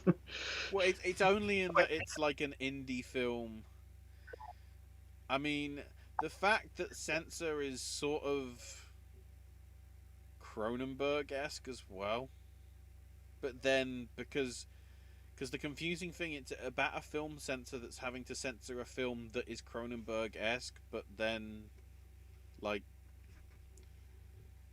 it that her life becomes Cronenberg-esque, I guess because of what it is, and it all feeds on the sort of the video nasty slash, the well the all the films that got banned over here in sort of the 80s and 90s.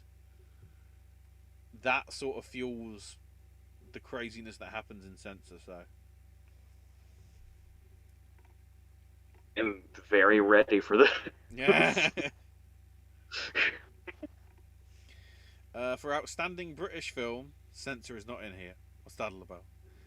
Um,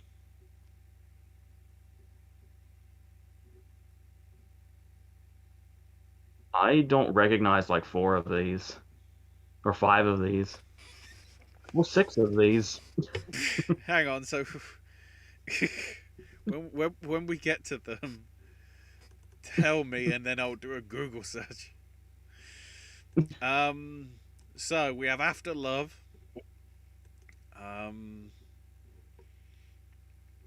the I might as well mention about After Love because I think it's a very good film about a Muslim woman whose husband dies and then finds out about people in France that may or may not be uh, in an ex relationship of his or a current relationship of his.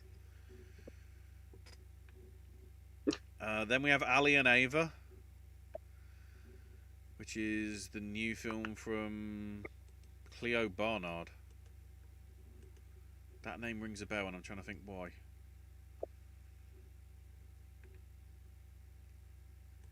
Oh, she did documentaries. That's probably why I recognise her.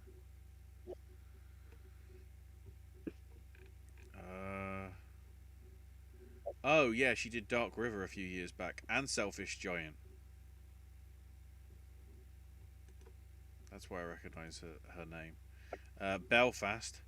Benediction. Is this one of the six? Yes. Because I'm looking at this as well. Benediction 2021. Oh, it's Terence Davis's film about Siegfried Sassoon, which is coming out in May.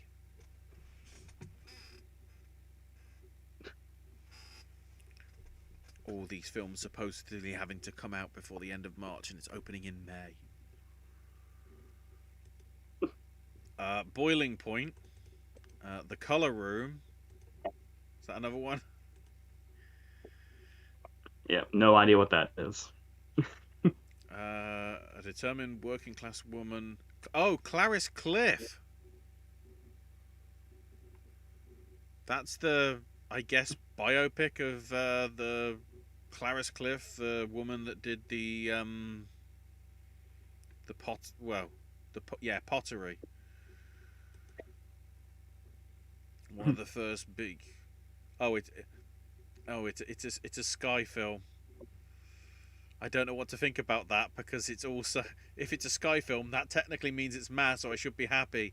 But then it's also technically from the people that distributed Blythe Spirit, the remake, and I'm like, screw you. So that's what that is. Cruella. I still How is Cruella English?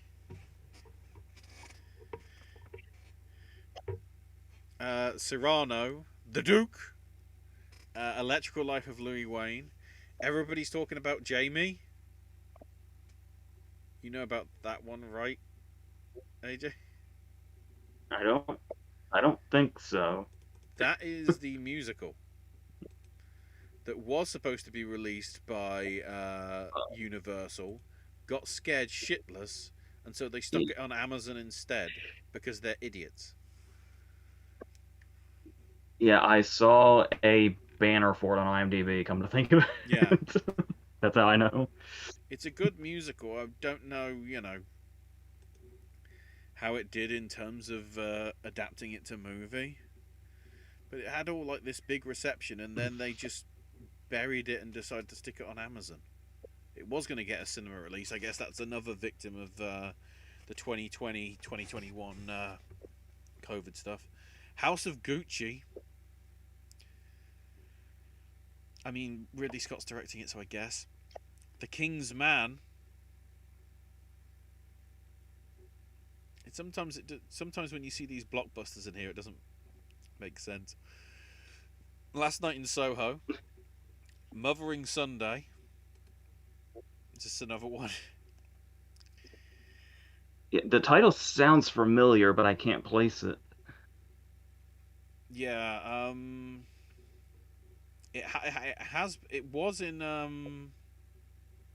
a cinema close to me, and I think it is on like PVOD over here, at least from what I've seen on Amazon. Set in the wake of World War One, the film follows the life of Jane Fairchild, played by Odessa Young, an orphan maid who spends Mothering Sunday with her wealthy lover. Oh, older version of Odessa Riveting. Young is played by Glenda Jackson, and it's got Josh O'Connor and Olivia Colman and Colin Firth and Sope Dirisu, Patsy Ferran. Oh, that's got a good cast.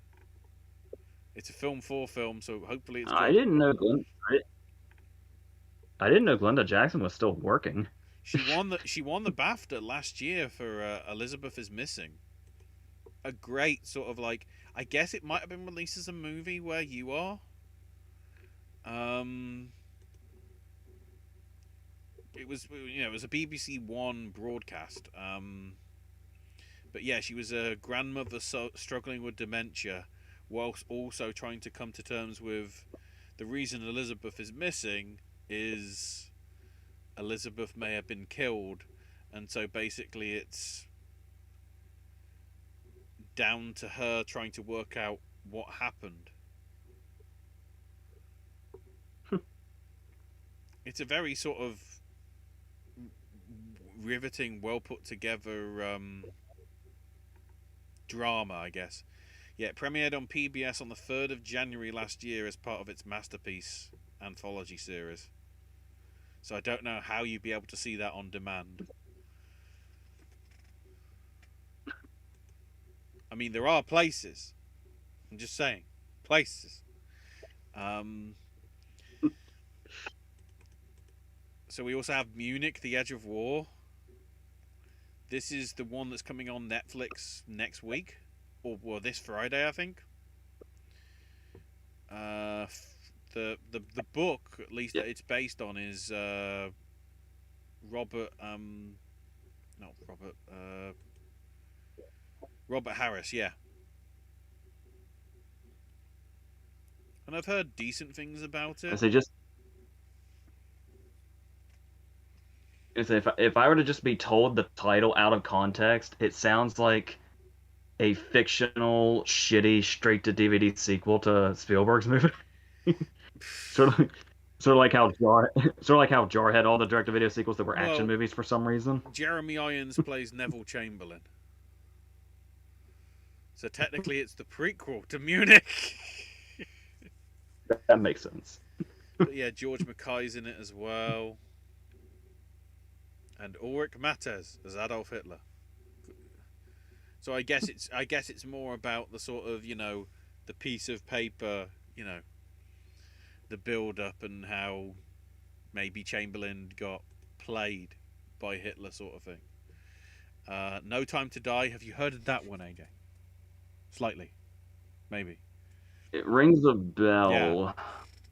I'll Is that also a wait? Is that like a sequel or something? I was thinking yes. it was involved with another movie. Couldn't think of which one though. Yeah, it's the I don't. I'm trying to remember the name of it. Somebody did some shitty parody thing of it called like No Time to Diet or something, which was endlessly I kept seeing on Amazon the week that like No Time to Die hit PVOD, and I'm like, you've done that on purpose. You're like the Asylum films, but worse because you're trying to. You're like, damn it. Um,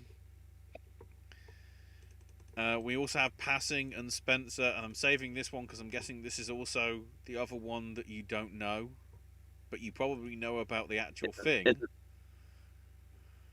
it's another one where I feel like I recognize the title, but I can't place what it is. So Operation Mincemeat is the 15th one, by the way. Um, so this was the plan of the same name, and it was basically to keep the Allied invasion of Sicily hidden. Uh, the annoying thing is they sort of tell you in the trailer what happens as well to some extent, but that's because it's like so widely known like over here. Again, that one is opening in April over here, so how is it eligible?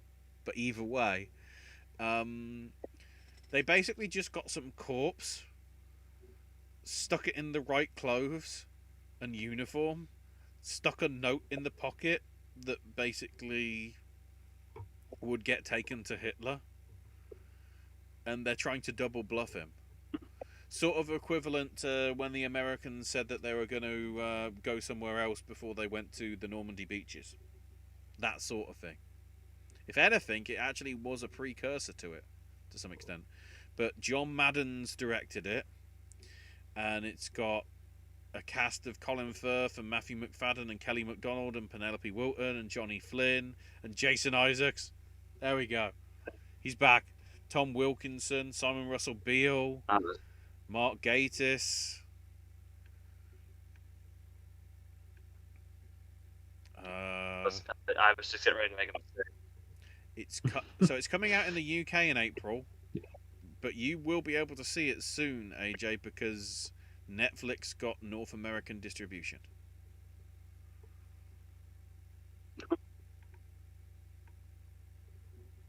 We have to deal with Warner Yeah, I Brothers. almost made a mistake because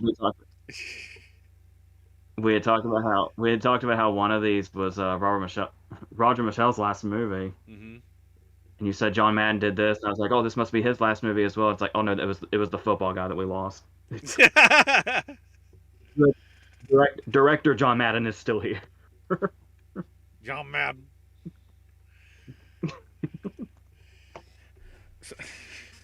Now I'm just now because of the whole thing of Operation Mincemeat. It's like, what was John Madden's playbook on the Operation Mincemeat?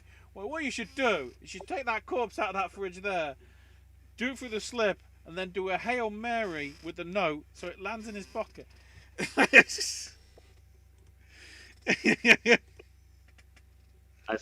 I, s- I swear I wasn't making a joke. That was about to be an honest mistake I almost made. um, somebody mentions Tom Hanks for 2013 and Emily Blunt for 2018. I guess that's SAG stuff, probably. As surprising as this may sound, Hereditary got me through a lot of personal problems. It was a purging. As long as, it affected you in the right way, Josephine, that's good, I think. Remember I said to AJ that 4 Netflix films with pictures, guess what will happen? I took out Parallel Mothers and Macbeth out and replaced it with Tick Tick Boom. And had Serrano but replaced it with Passing. And I'm not in for Don't Look Up and Be in the Ricardos. There we go. Josephine says to refer back to earlier, I can also see Cody Smith McPhee and Amelia Jones paired as love interests in a movie. Yeah, it's a possibility. I love in Knocked Up when Seth Rogen and Jay Baruchel just say, Munich is awesome. That movie is Eric Bana kicking fucking ass. It was still better than Hulk. Um, and Bryce says, with my Oscar prediction updates, Belfast and Dune still hold the most nominations, but they only have 9 each. And then finally we get to Best Film. We're still on the long list and we're 2 hours. Fuck, I should have planned that through. So for Best Film, an interesting 15 though. Being the Ricardos, Belfast, Coda, Don't Look Up, Dune, House of Gucci, King Richard, Licorice Pizza, No Time to Die, French Dispatch, Lost Daughter, Power of the Dog, Tragedy at Macbeth, Tick Tick Boom, and West Side Story. Which will become 5.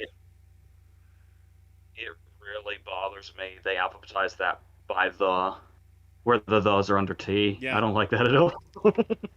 That's the way they do it here. I don't know. That's the way I do it with my. I normally with my like.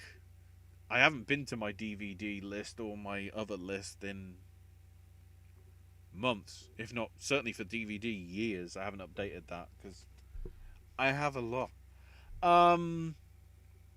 I always try and take the T, or if it's like if it's A View to a Kill, I do put it in the A. I don't put it as a V. But with anything that like The Amazing Spider-Man, it will go under A for Amazing Spider-Man, sort of thing. I don't have a problem with other letters, just the definitive article of the. No. I just, since you used A View to a Kill as a reference, I just have all my Bonds together under B. Hey, that's fair as well. You know, people put all their Hitchcocks together as H. In some cases. Just because it's easier. Also, because if it comes in an Alfred Hitchcock box collection.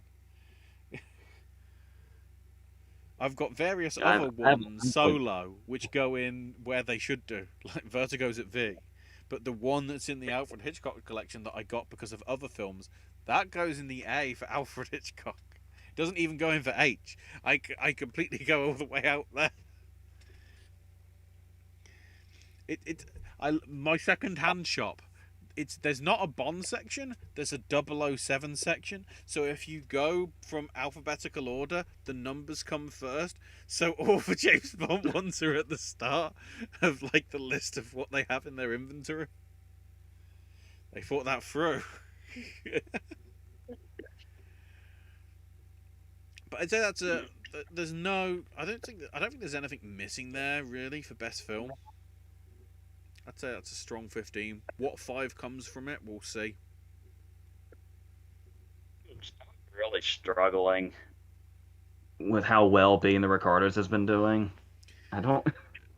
Yeah, I mean it got in for all 3 acting categories that it's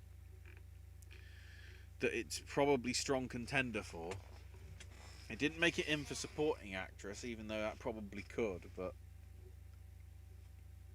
like I'm a lot more bothered by how good Being the Ricardos is doing than I am how good House of Gucci is doing. Speaking of, segue to probably what you're all actually wanting to pay attention to, but whatever. Yeah, when we started, I was hoping to be done by around 9:30, and I don't think that's gonna happen. We'll try and be done in 20 minutes. I guess the thing with the SAGs is like there isn't a huge there's snubs and everything, but obviously there's not as many categories in the SAGs as there are in other awards. Even the Critics' Choice has got more awards than what you get in SAG. I feel like Critics' Choice has more categories than fucking the rest combined, and it's because of course with the television stuff, SAG doesn't do supporting, which can be a bit weird because then you've got supporting performances going up against lead performances.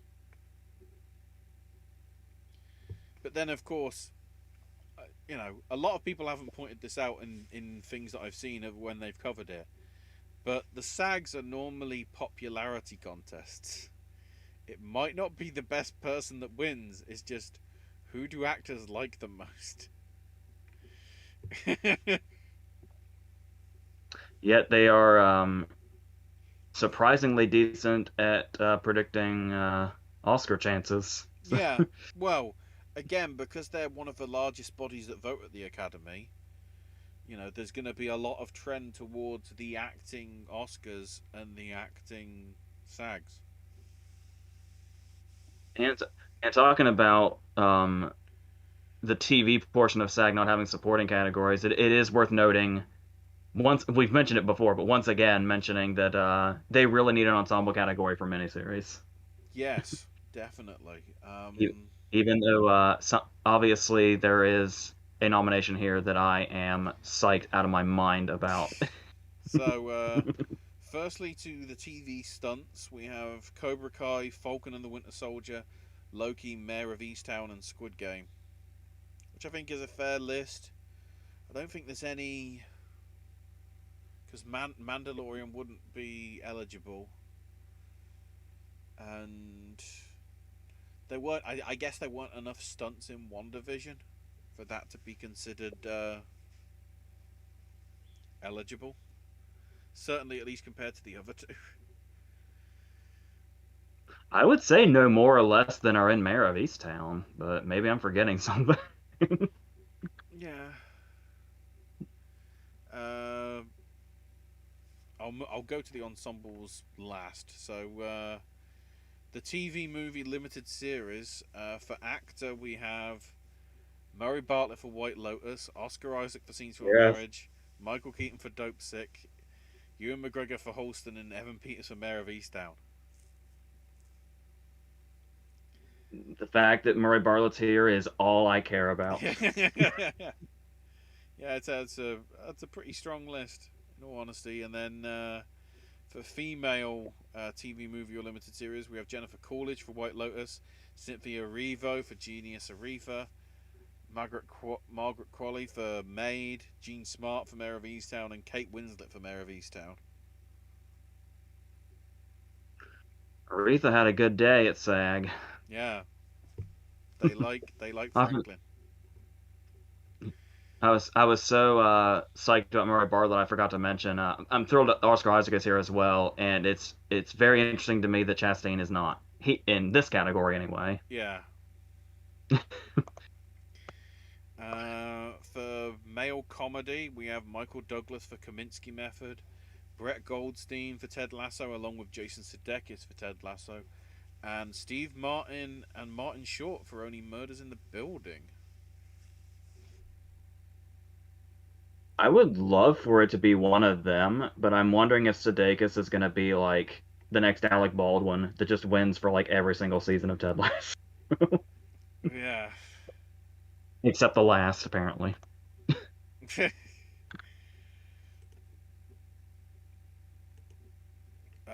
And then for female comedy, we have Ellie Fanning for The Great, Sandra Oh for The Chair, Jean Smart for Hacks, and Juno Temple and Hannah Waddingham for Ted Lasso.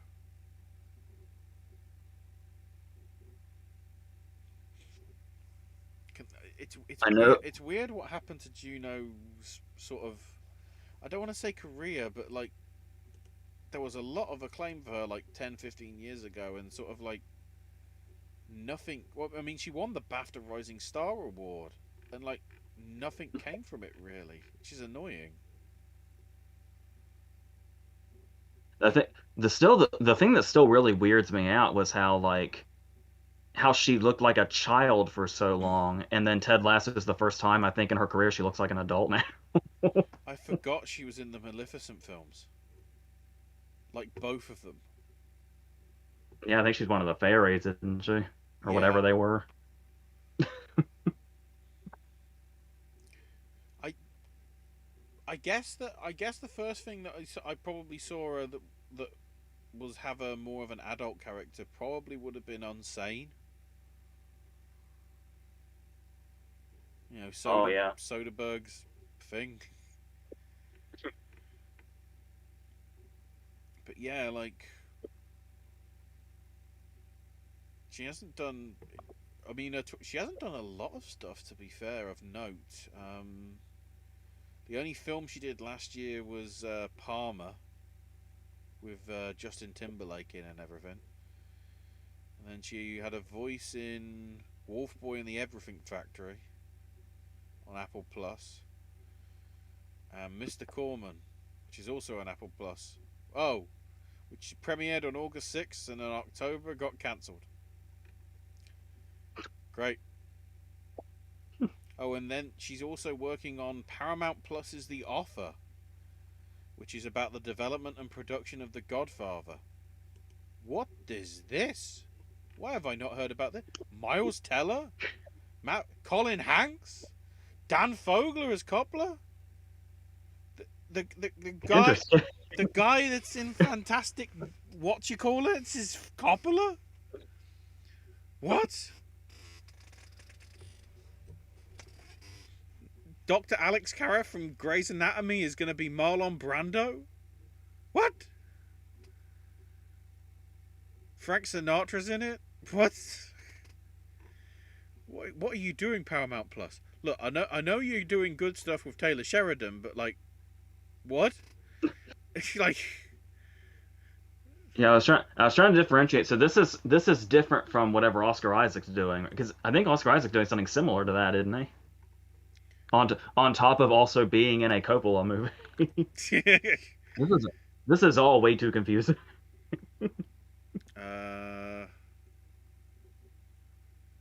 Wait, Isaac will star and produce in Great Machine, an adaptation of the comic Ex Machina. That's gonna be confusing. Um, Which one? is he gonna is he gonna tear up the fucking dance floor again? Because I really need to see that again. All I see of like other stuff that he's working on is Big Gold Brick and Spider-Man Across the Spider-Verse Part 1 and Moon Knight. I don't see anything else. I don't want to go to the IMDb page, but I am. Because we need to find out. While I'm doing that and while it's loading, for male drama performance, we have Billy Crudup for The Morning Show, Lee Jung Jae for Squid Game, and then Cox, Culkin, and Strong for Succession. Because that is a thing. So this is more or less the usual suspects, isn't it? Just very, very, very Succession heavy. Yeah. As it would be. And then speaking of Succession, for female drama, Sarah Snook is in there. Along with the one I'm surprised, Ho Yoon Jun for Squid Game. She's actually getting some recognition, sorry. Along with Jennifer Aniston and Reese Witherspoon for their performances in The Morning Show, and Elizabeth Moss for The Handmaid's Tale, because she's Meryl Streep. Every year she's in here. Is this the first time Witherspoon's kind of getting a spotlight for The Morning Show? Because I was thinking like Aniston just by herself got pretty much all the attention for it last year. Let's have a look at the nominations. Yeah, 2019 she won and didn't get nominated. But that's because Coleman and Carter were both in for The Crown, along with Jodie Comer for Killing Eve, and Elizabeth Moss for The Handmaid's Tale. Oh, Elizabeth Moss didn't make it in last year, but she just made it in for every other year. That's interesting. Elizabeth Moss has never won the SAG for Handmaid's Tale. I was just also noticing, isn't like SAG is just so much more fun when the Marvelous Mrs. Maisel isn't here. Just taking everything. To me, Ted Lasso's just taken over. It's like, oh, it's going to win it, isn't it? It's like... It's like the Marvelous Mrs. Maisel not being at SAG is like the teacher's pet being absent. It's like So yeah, Francis and the Godfather is Barry Levinson's thing. I don't know. It's an HBO film, so what I'm probably saying is that's probably going to be the Memorial Day thing, depending how much they've done. Where is it? Is it in pre-production? Oh, it's in pre-production. So next year, it's going to take the Bad Education slot, I'm guessing. Because it seems like that sort of thing. And again, HBO have just been putting stuff on HBO Max rather than actually getting it on television. So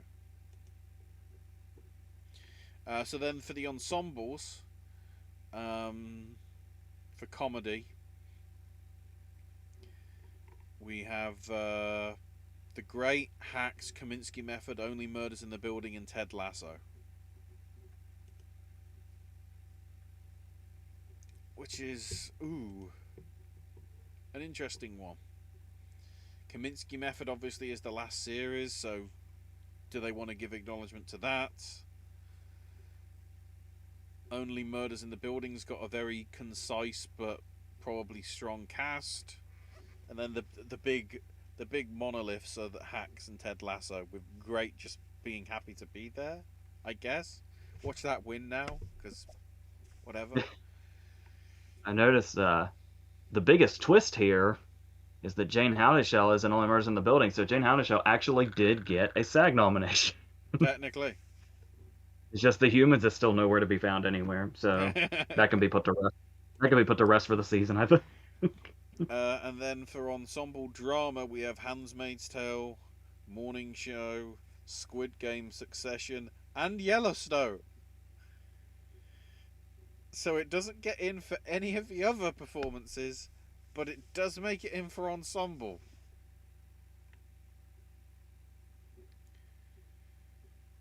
Which is weird, Very lengthy cast list too.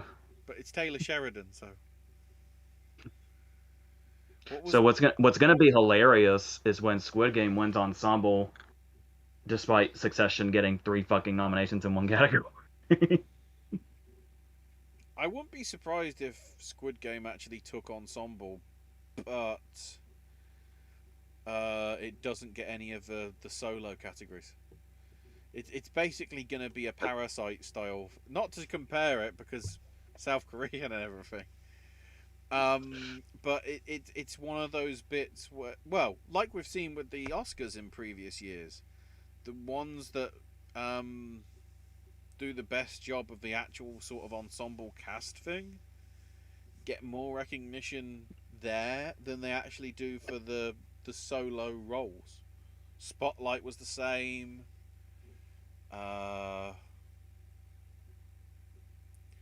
trying to think. What was the one last year that was akin to that? That I can't think of.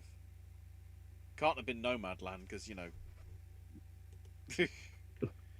I don't rate that. Are you talking about Trial of Chicago 7? Yeah, that's probably the sort of that style of thing. Because did I'm trying to think. Did Trial get any Oscars in the solo acting? I don't. Other than no, yeah, Baron Cohen would have been the only one. Yeah. So I just found out that Taylor Sheridan was last year inducted into the Texas Cowboy Hall of Fame. That's the least surprising thing I've ever heard. Oh, and he's also done 1883, which is the prequel to Yellowstone. What isn't he trying to do?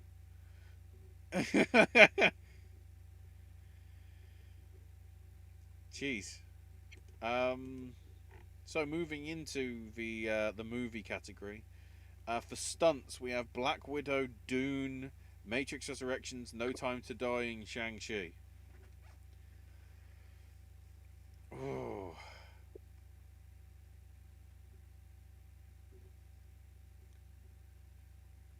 Part of me wants to, not that we're predicting now and everything, but I'd like to see No Time to Die win because it's more practical stunt work. Because obviously the other four are going to have a lot of CGI related to them as well. Yeah, that's pretty much where I was headed. But Yeah. yeah, yeah, So then, supporting actor. Uh, Snoop Dogg for the Tender Bar. Sorry, Ben Affleck for the Tender Bar. Bradley Cooper for Licorice Pizza. Troy Coates for Coda. Jared Leto for House of Gucci, and Cody Smith McPhee for Power of the Doog. I guess Affleck is the swerve here, but considering it's SAG, to some extent it makes sense, I would say.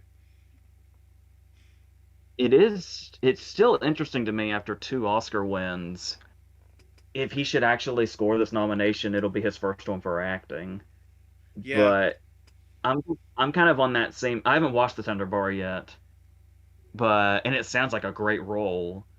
But despite how you may feel about the movie, I still am on board with the idea of if Affleck's getting acting nominations, it should be for The Last Duel.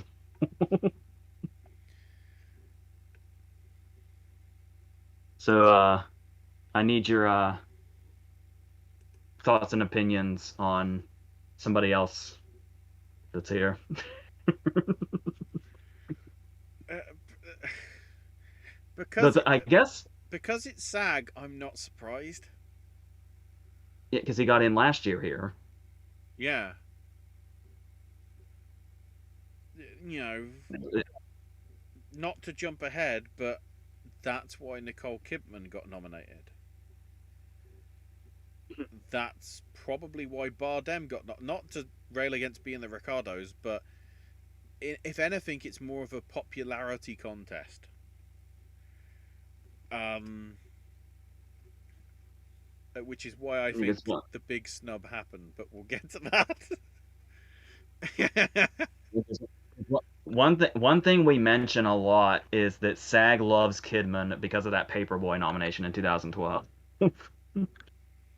And I know a lot of people were really, I know we're jumping around now, but a lot of people immediately started saying because I don't know about everybody else, but I had pretty much written off Kidman and Gaga before this happened.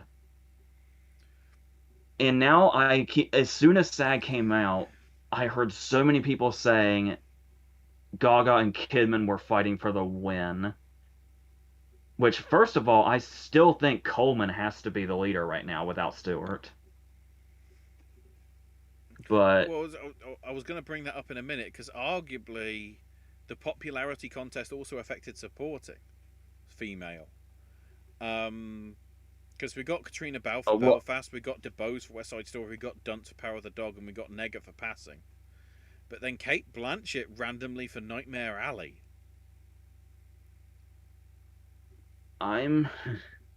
I don't want. I just find Nightmare Alley underwhelming in pretty much all ways, except like the production design Mm-hmm. and maybe and Willem Dafoe. But As always. I just looked. I just look at a lot of these SAG because usually SAGs when it gets really exciting and you're like, oh shit, this person's in this, or oh they'll do something really inspired. I looked at these SAG nominations and there were so many that made me say, oh, I hope that doesn't happen. And by the way, something we didn't mention in supporting, where the fuck are specific? I mean, you could say both of them, but really specifically, where the fuck is Kieran Hines besides ensemble? What happened with Belfast in supporting actor here? I mean, look at the list. None of them are British.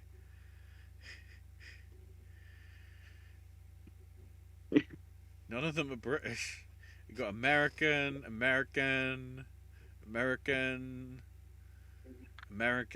and Cody breaking the trend Australia. being Australian.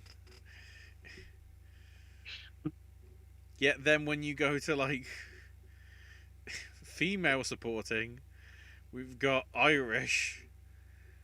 Uh, Ruth Negga's technically Irish as well. Ethiopian Irish.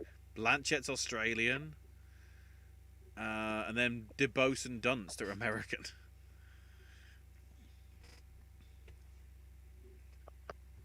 It's a very sort of yeah.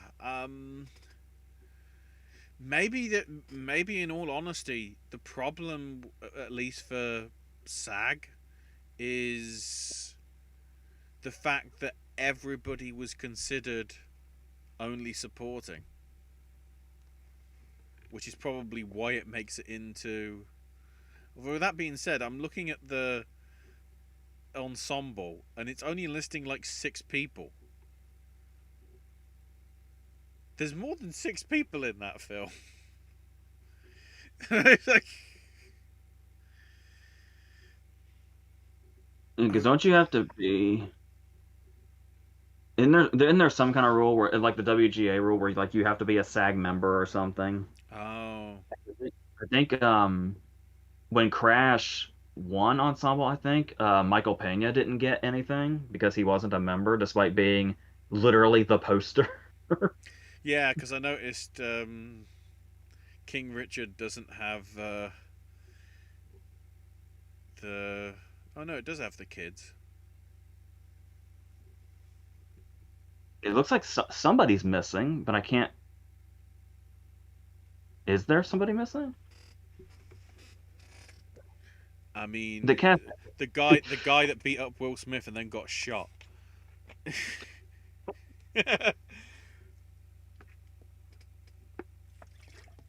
House of Gucci's list is looking a little small too. Yeah, no, Don't no, look up, no, Susan. no love to the assassins. There's got to be. I'm sure there's somebody that don't. We'll get to that in a minute. Quick. So, getting distracted. I shouldn't have made Oh, this go well, 2.5 hours. while It's we're my fault. while we're bouncing around actress and supporting actress, I will say I am starting to come to terms with something. And somebody just it took somebody saying something really simple for me to finally say I think that's right. How I haven't been able to get off this McDormand thing, and I think and it's they were just saying really the main reason that McDormand has been so absent from this season, even with all the love for her, is they're just campaigning her on the wrong category. Like the mistake was putting her in leading. For Don't Look Up, But where is Michael Chiklis? Never forget the Shield. Maybe forget Fantastic Four. That's what I'm saying.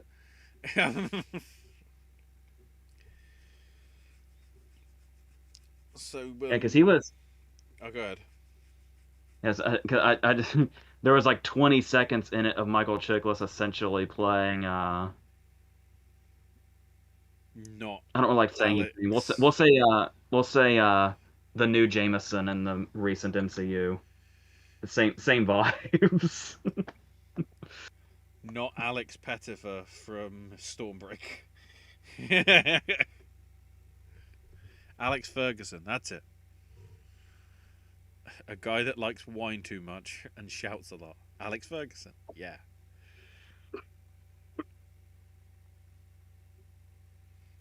So for leading male, we have Bardem for being the Ricardos, Cumberbatch for Power of the Doog, Garfield for Tick Tick Boom, Smith for King Richard, and the Denzel for Mackie B. So we've been saying Cumberbatch, Garfield, Will Smith, Denzel is the thing going on here, and the fifth slot's open. Like I said, I don't want to, keep hating on being the Ricardos, but like Bardem's got to be a fucking filler spot here. There's got to be somebody else coming in. I would have honestly probably bet on this spot being. I talked about how I thought Cage could have happened here, but my less risky bet would have been DiCaprio being the go-to fifth spot for a place like this. And I kind of feel like I still want to hang on to that Cage thing. I was trying to remember I know it was very little. I was trying to remember what precursors Willem Dafoe had for At Eternity's Gate before he got in, because I don't think it was any of these. Uh, now I'm gonna have to look at that. I feel like he Screenplays. had very few precursors going in, and that somebody like that could take this spot because I can't. Yes, I'm having so much trouble committing to this being the Ricardos thing. I just really can't feel it. But then again, like I said, there's a lot of stuff here that makes me afraid that we're gonna go down some disappointing roads, like the fact that Jennifer Hudson's here. Let's see if awards and honors. Where has he been? Where did Defoe get saggy? That's where. Don't mean it to sound like that, but you know. So nominated in Ensemble for English Patient, and then Grand Budapest as well for Ensemble in 2014. And then his two supportings were Shadow of the Vampire and Florida Project.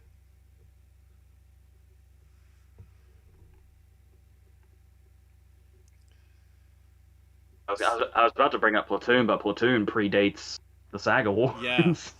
but no.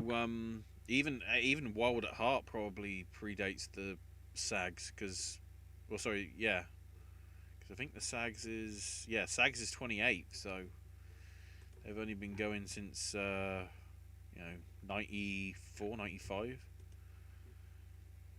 Yeah, Wild at Heart was 90. Uh, Critics' Choice, he was acting ensemble for Life Aquatic.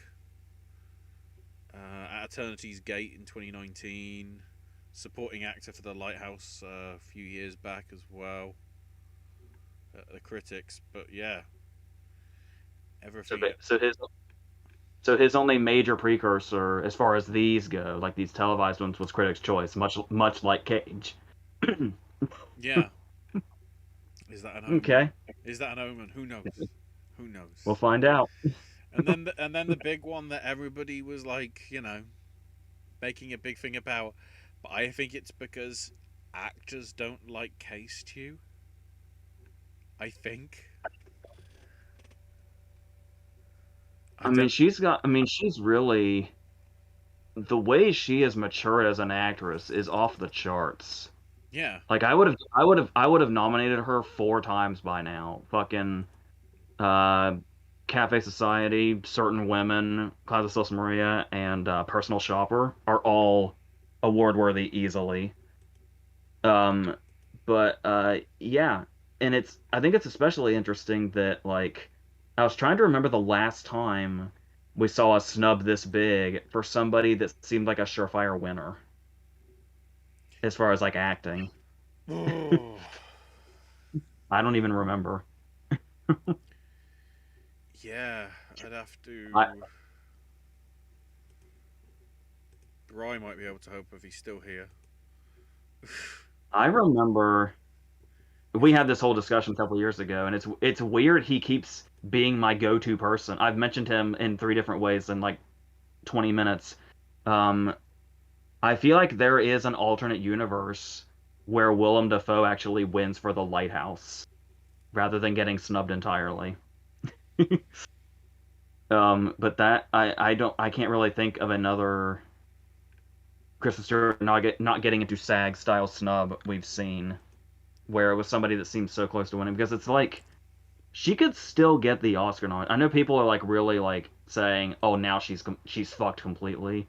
She could still get the Oscar nomination after this, but it'll be really interesting to watch what happens to her for the rest of the season.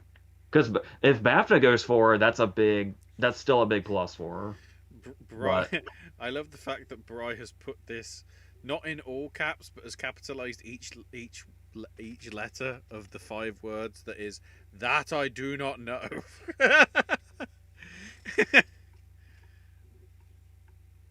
So it's just because you're the historian, we thought you might. I guess that's homework for next time, or something. I do have to say. I was in the last video. I had just barely written off Chastain, and Chastain is amazing in Tammy Faye. So I'm actually really pleased and like happy for her that she actually made this because this is like a Yeah. big. She really needed this because she was looking on the cusp there.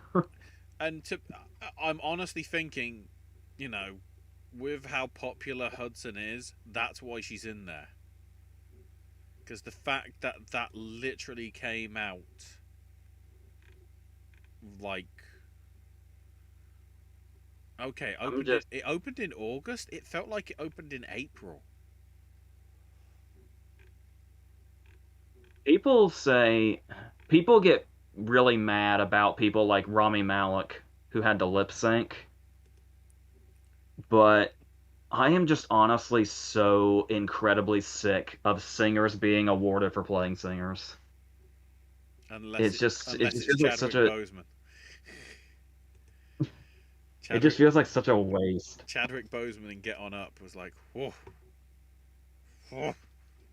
Y- Yeah, because I mean it was lip syncing, but I mean how is that not an amazing performance? Yeah. And I just don't. And the idea of Jennifer Hudson getting this has already happened to her. She's already won a fucking Oscar for doing this. I mean, yeah, you have the same. Arguably, if the film wasn't as shit as it was, she could have easily been supporting female for Cat. Because her performance is really good. Her I singing's say she really had the good. key role, Yeah. and it's like, but like, what does it say when a voice as big as Jennifer Hudson's plays Aretha Franklin? But when people mention respect, the first performance I think of is Marlon Wayans. What does that say? I guess it's also problematic when it's like, but which Aretha?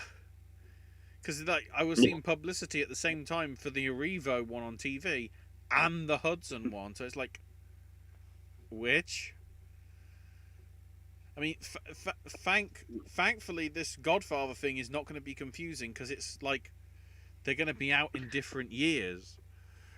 Because the one with Oscar Isaac's in pre-production, and the other one is coming out in April to, I guess, coincide obviously with the 50th anniversary of it and whatever. So,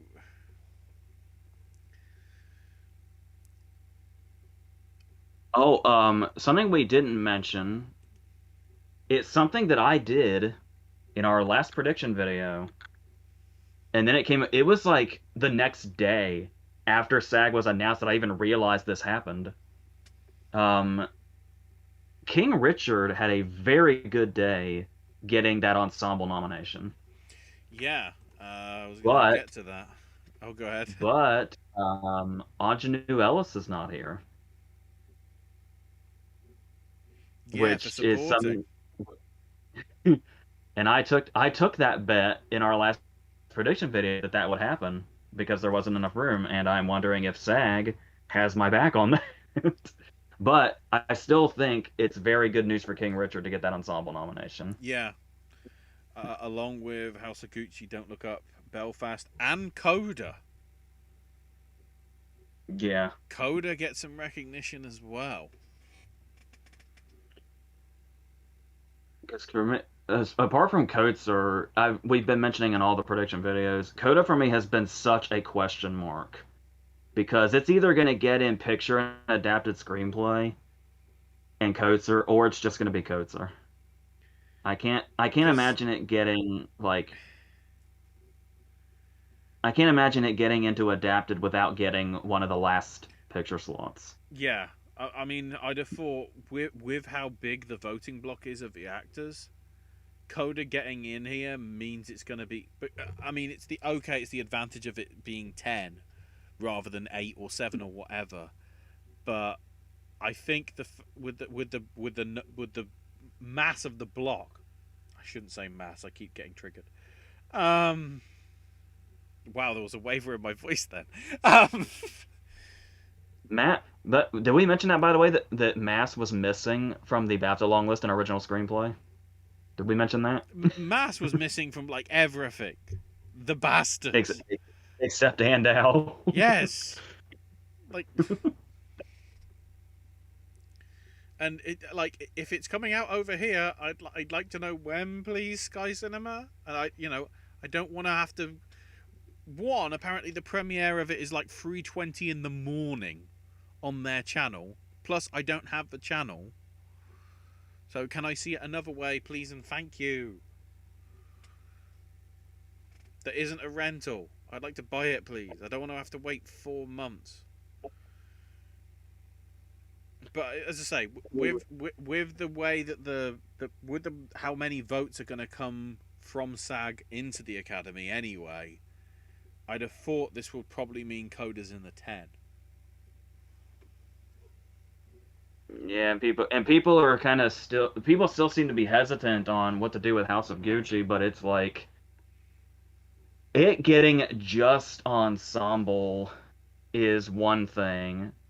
If it had just gotten one or two of its actors, that would have been another thing. But that it's Ensemble, Gaga, and Leto is them going hard on House of Gucci. And of course, as was previously mentioned, and probably mentioned now anyway as well, with me, having to scroll through comments and everything. No Power of the Duke for Ensemble either. I would be like if I would think like, oh shit, what happened? I can't tell if it's like, oh, it's obviously it doesn't matter, or if it's just even more confusing the fact that like nobody missed though, like Cumberbatch, Dunst, and Smith are all here, so it didn't misstep. So it's just kind of weird that happened. Also, I don't know whether it's telling or not. No Zegler. I mean, hopefully it's telling. No Zegler, but they did go with the both. She's so young and she's just starting out. I hate how much I'm like hating on Zegler, but once again I'm very clear. It's very clear to me that I'm in the minority on that. But I just want to make it known that I don't get the Zegler thing. I hope that her career doesn't get ended by Snow White, because that as a whole concept just seems weird. That and the whole Gal Gadot. I don't want to get started on Gal Gadot either because that'll be a whole other tirade. I mean, I guess the positive thing is she's getting killed in Death on the Nile. At least if we're going by the book. True. If we got, it might not be going by the book. I don't know. I'm guessing it is, because it's sort of they're doing it in the trailer exactly how they did with Johnny Depp and making it out like, yeah, he's in it a lot. He's in it a lot. It's like a Bruce Willis trailer for all these straight to bloody DVD shits that he's doing now. He's in it for about 4 seconds, but the trailer makes it out like he's in it for 4 years. Plus, I mean, Gal Gadot's already a really mediocre actress, but it's like, let us not forget the David Suchet series and the fact that Emily Blunt has played this role. And once Emily Blunt has played this role, don't fucking bother. It's over. I know there's the other movie also, but yeah, we know the one I never forget the Ustinov. Of course. Ustinov. That one was just good because it's like they didn't really go with the famous people, arguably bar Farrow, because I don't think many Americans would know of Simon McCorkindale. In the UK, it'd be like, well, yeah.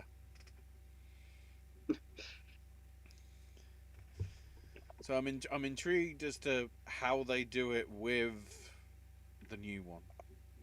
But anyway, to the comments, because fudge. I'd say we're as far as our comments, I'd say that's pretty much wraps up SAG. Yeah. So just a lot of disappointment, a lot of confusion, a lot of I'm really glad some people are here, a lot of I hope these don't go any farther than this. So yeah, Oscar nominations are February the 8th.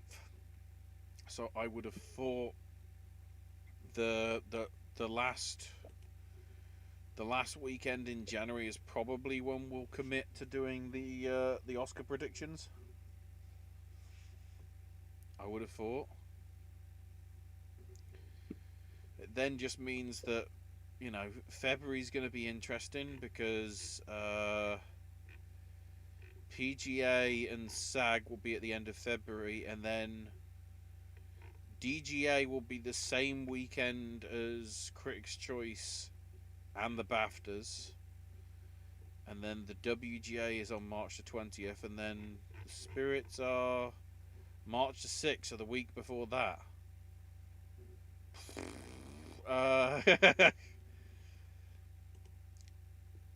So yeah, it's gonna get.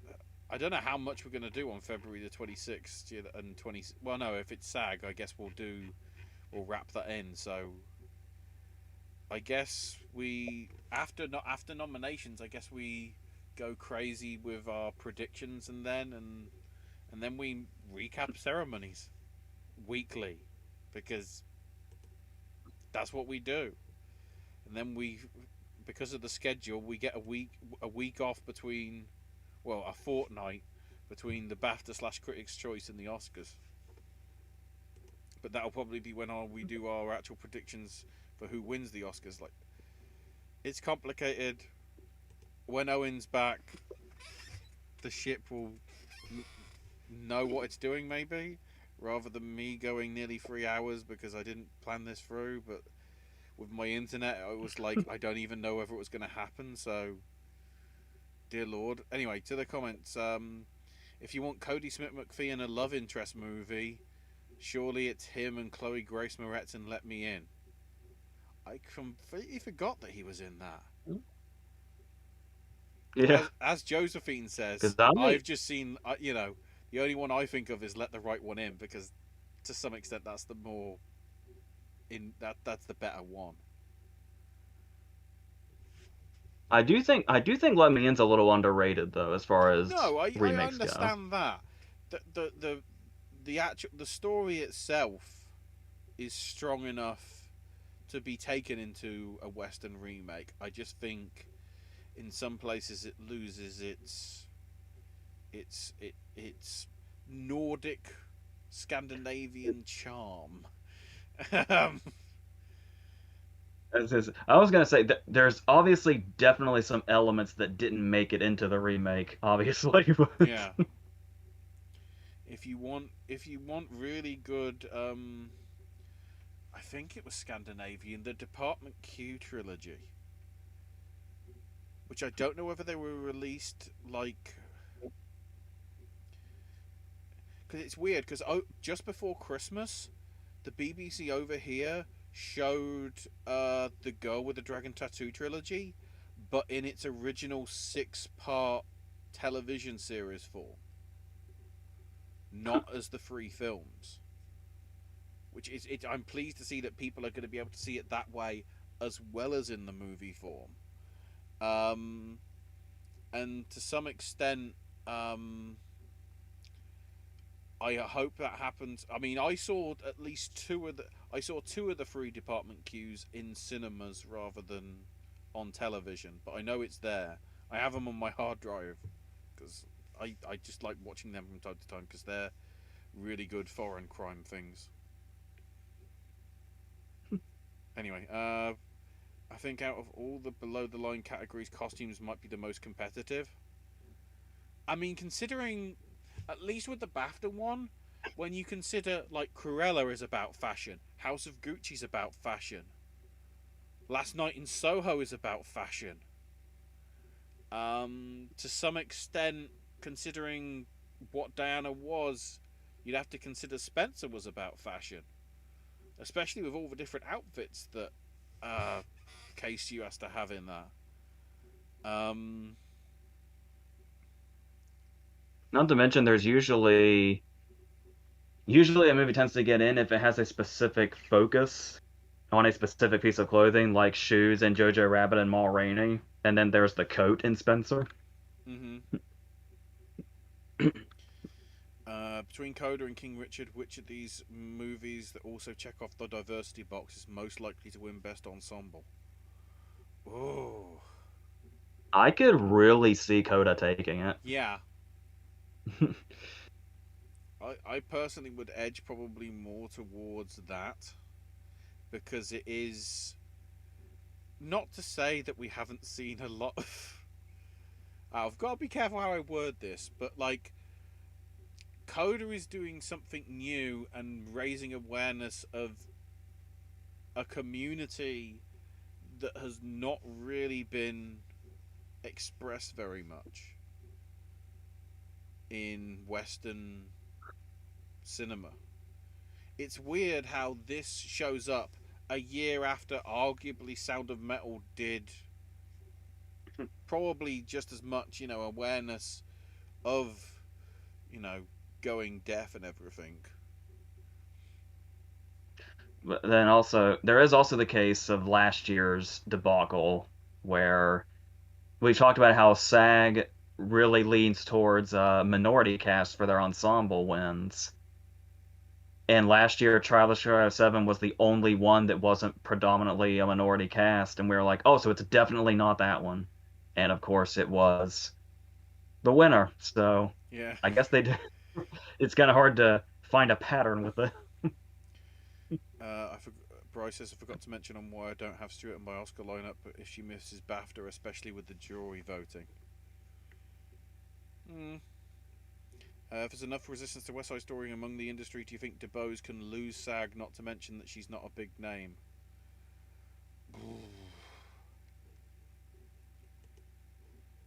If she had a clear second place competitor, I would say that, but I don't really know who her closest competitor would be. Then again, of course, if to some extent very similar to Catherine Hunter and Mark Rylance, uh, for the work that they've done in theatre and stage. Obviously, with DeBose, it's more sort of like Broadway stuff rather than well, she first showed up on So You Think You Can Dance, the TV show, but again, for what they've enjoyed her doing in other things, it may push her enough to be popular. Obviously, Hamilton as well. um, I have, To my understanding, Coach is in the same way too. yeah, that sort of thing. I mean, remember the one we got snubbed years ago? Which I can't technically.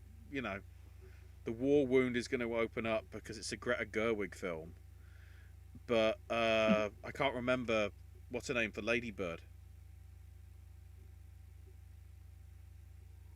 Um, They got they got snubbed. well, she got Or recognition in quite a lot of places, didn't she? are you talking about? Right. So you're not talking about Laurie Metcalf, are you? She got the Oscar nomination. Yeah, but I'm saying she didn't win. Well, yeah. But she did get nominated because of the Oh, the plethora of her other work. there's another wound you're opening up here because Laurie Metcalf was the frontrunner for a long time, Mm. and she probably shouldn't have lost. Oh right, yeah. I'm I'm thinking now that this is a crowbar shaped thing with an ice skate that I am bringing the wound up of. I'm trying to remember. Yeah, that one. Okay, but um, yeah, I think don't rule DeBose out just because she's a newcomer. If anything, that's in an actress's favor. They love the sort of newbies. Yeah, fourth season of Mrs. Maisel's releasing on February 18th. Well, there's next year's SAG ceremony. Well, I'll just be watching. I'll just be watching Critical Role's Vox Machina instead, who apparently is releasing their stuff very similar to how Arcane did, and they're doing 3 episodes a week. Josephine says Ozark isn't up for awards, but it does come back on the 21st. As in 21st of February, or... Oh no, probably next week. Or this Friday. Is Ozark out this Friday? So this is their last one, isn't it? Yeah. Have either of you watched it? Yeah. Jason Bateman is such an underrated actor. I know he's done like some dodgy stuff. Underrated actor and underrated director. Yeah, because of course he did some of the Ozark episodes himself, didn't he? And the first 2 episodes of The Outsider, and those were the only episodes worth watching of that. I haven't watched Ozark yet. I've been waiting for it to end, so I will be starting it soon.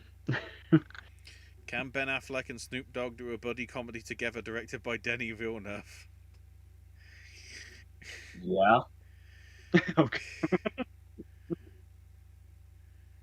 Yeah, but the problem is Hans Zimmer would have to do the score. So not much audible dialogue in this, but the body language will do enough. Although Bradley Cooper's role was very small in Licorice Pizza, I think he's got a stronger shot to get in over Affleck. Yeah. Streisand.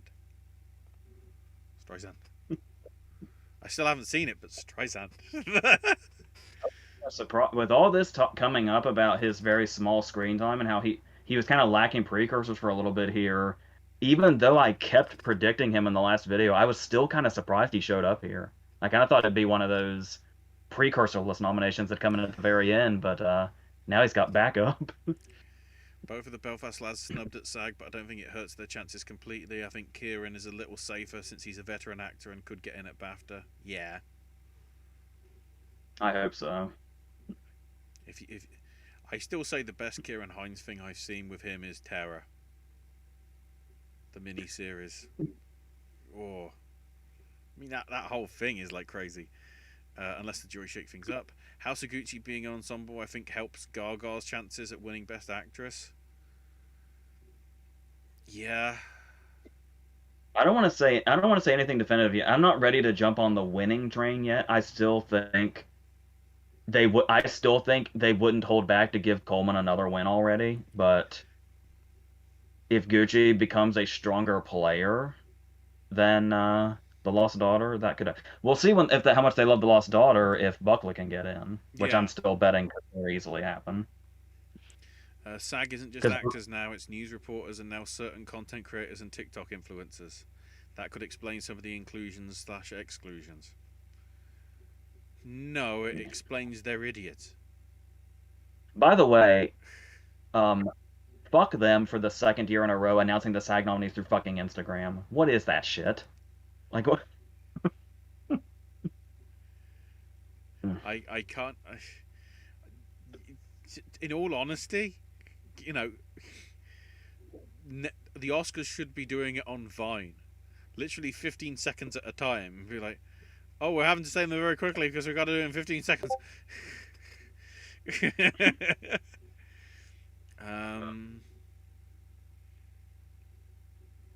Josephine about with Gaga. In relation to the Gaga win, Bry says, no, I don't want her tearing up like she always does when she wins. Do you think the popularity of Don't Look Up could help it win ensemble? Determine popularity. Because some people don't like it. Isn't it like Netflix's like at least one of Netflix's biggest movies or something? Yeah, but so's Red Notice, and that deserves to be on Netflix. That, you know, if that was going to be, I mean, it would have had an audience at the cinema, but like the fact that they're already wanting Red Notice to be a trilogy now,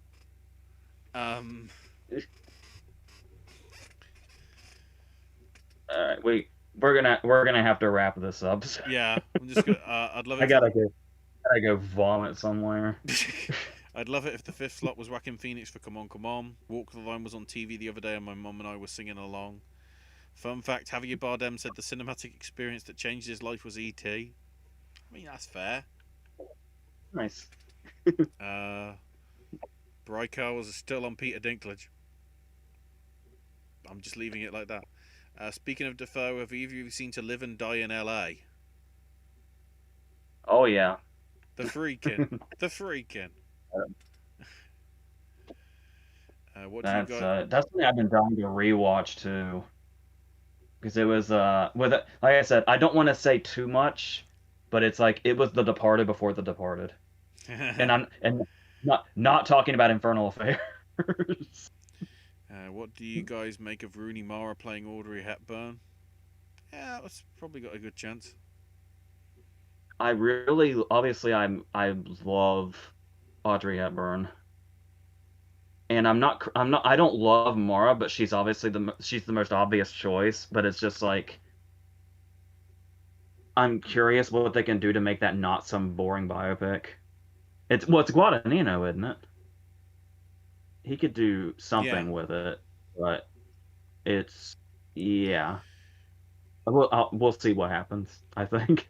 Josephine also knows that we need to go home because she says my eyes are hurting. I'm going to read poetry, then go to bed. Thank you for stopping by, Josephine. Bry with a whole bunch. Thankfully, you've got I Want to Dance with Somebody that stars two actors that have no music history in the entertainment industry, with Naomi Aki and Ashton Sanders. The Harder They Fall also missed here. Oh yeah, for Ensemble. Well, Yeah, I was wondering if that it might missed happen. everything, but it could have made it in for Ensemble for sure. Yeah. Oh, PGA's got pushed back to March 19th. The bastards! Why was I not? Damn it! So that's the same week as the WGA's now. Okay, I guess we'll be covering them that week then. DGA's is March 12th. WGA's is March 21st. Make your mind up, boys. A lot of This Netflix is movies in your this is worst. why this is why I haven't been following the dates because Yeah, this because they're shit just gonna happens. change. I mean, to be fair, WGA only changed by a day, but well, I know what I'm doing while I'm getting all this synced up and sorted for you out there, either watching on archive or whatever, in terms of or new people. Sorry, it's 3 hours. It's Heaven's Gate. It's Yeah, I full get it. circle, full circle. Heaven's Gate. All reds. Yeah, I gotta send that 4.5 hour screen video to Owen so he can put it up when he Christ. gets back. Thank God it isn't on my internet because that'll be about a week. Uh Also, Bryce says a lot of Netflix movies in your worst list of the year, AJ. As is tradition. Yeah. you know, you know, Netflix either has really good stuff or the stuff that gets put on there because they don't want to put it anywhere else. Anyway, with that,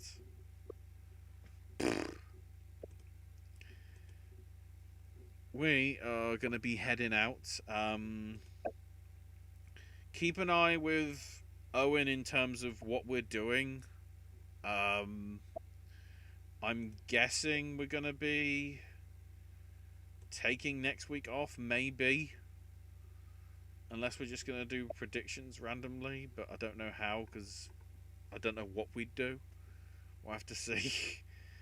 um, If if I know him well enough, I would say he'll probably want to wait till the latest time, which would be the week after. yeah, the 31st, but then with all the other nominations that are coming in, it does mean you might be getting one if not two videos a week uh, covering the other stuff.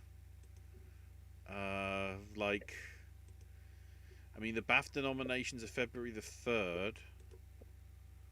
So I guess we could do that on like the Saturday or the Sunday. So we aren't doing something on Monday and then having to be up early on the Tuesday for the Oscar nominations to pad that out by a bit. So yeah, keep an eye with Owen. He'll sink us more in turn of what to do. But thank you all for watching, be it live or on archive. Again, picture quality hasn't been great, but hopefully, you've enjoyed what we've been sort of seeing, even though it looks like it's on an Atari 2600. But hopefully it sounded alright. I can be found on Twitter at AshesMyNameUK. Owen is at Sir Owen Disney. AJ is not found on social media and is also the first and second rule of Fight Club. We don't talk about it. I wanted to do something different. That's the best I could come up with. There you go. Leave your comments or whatever.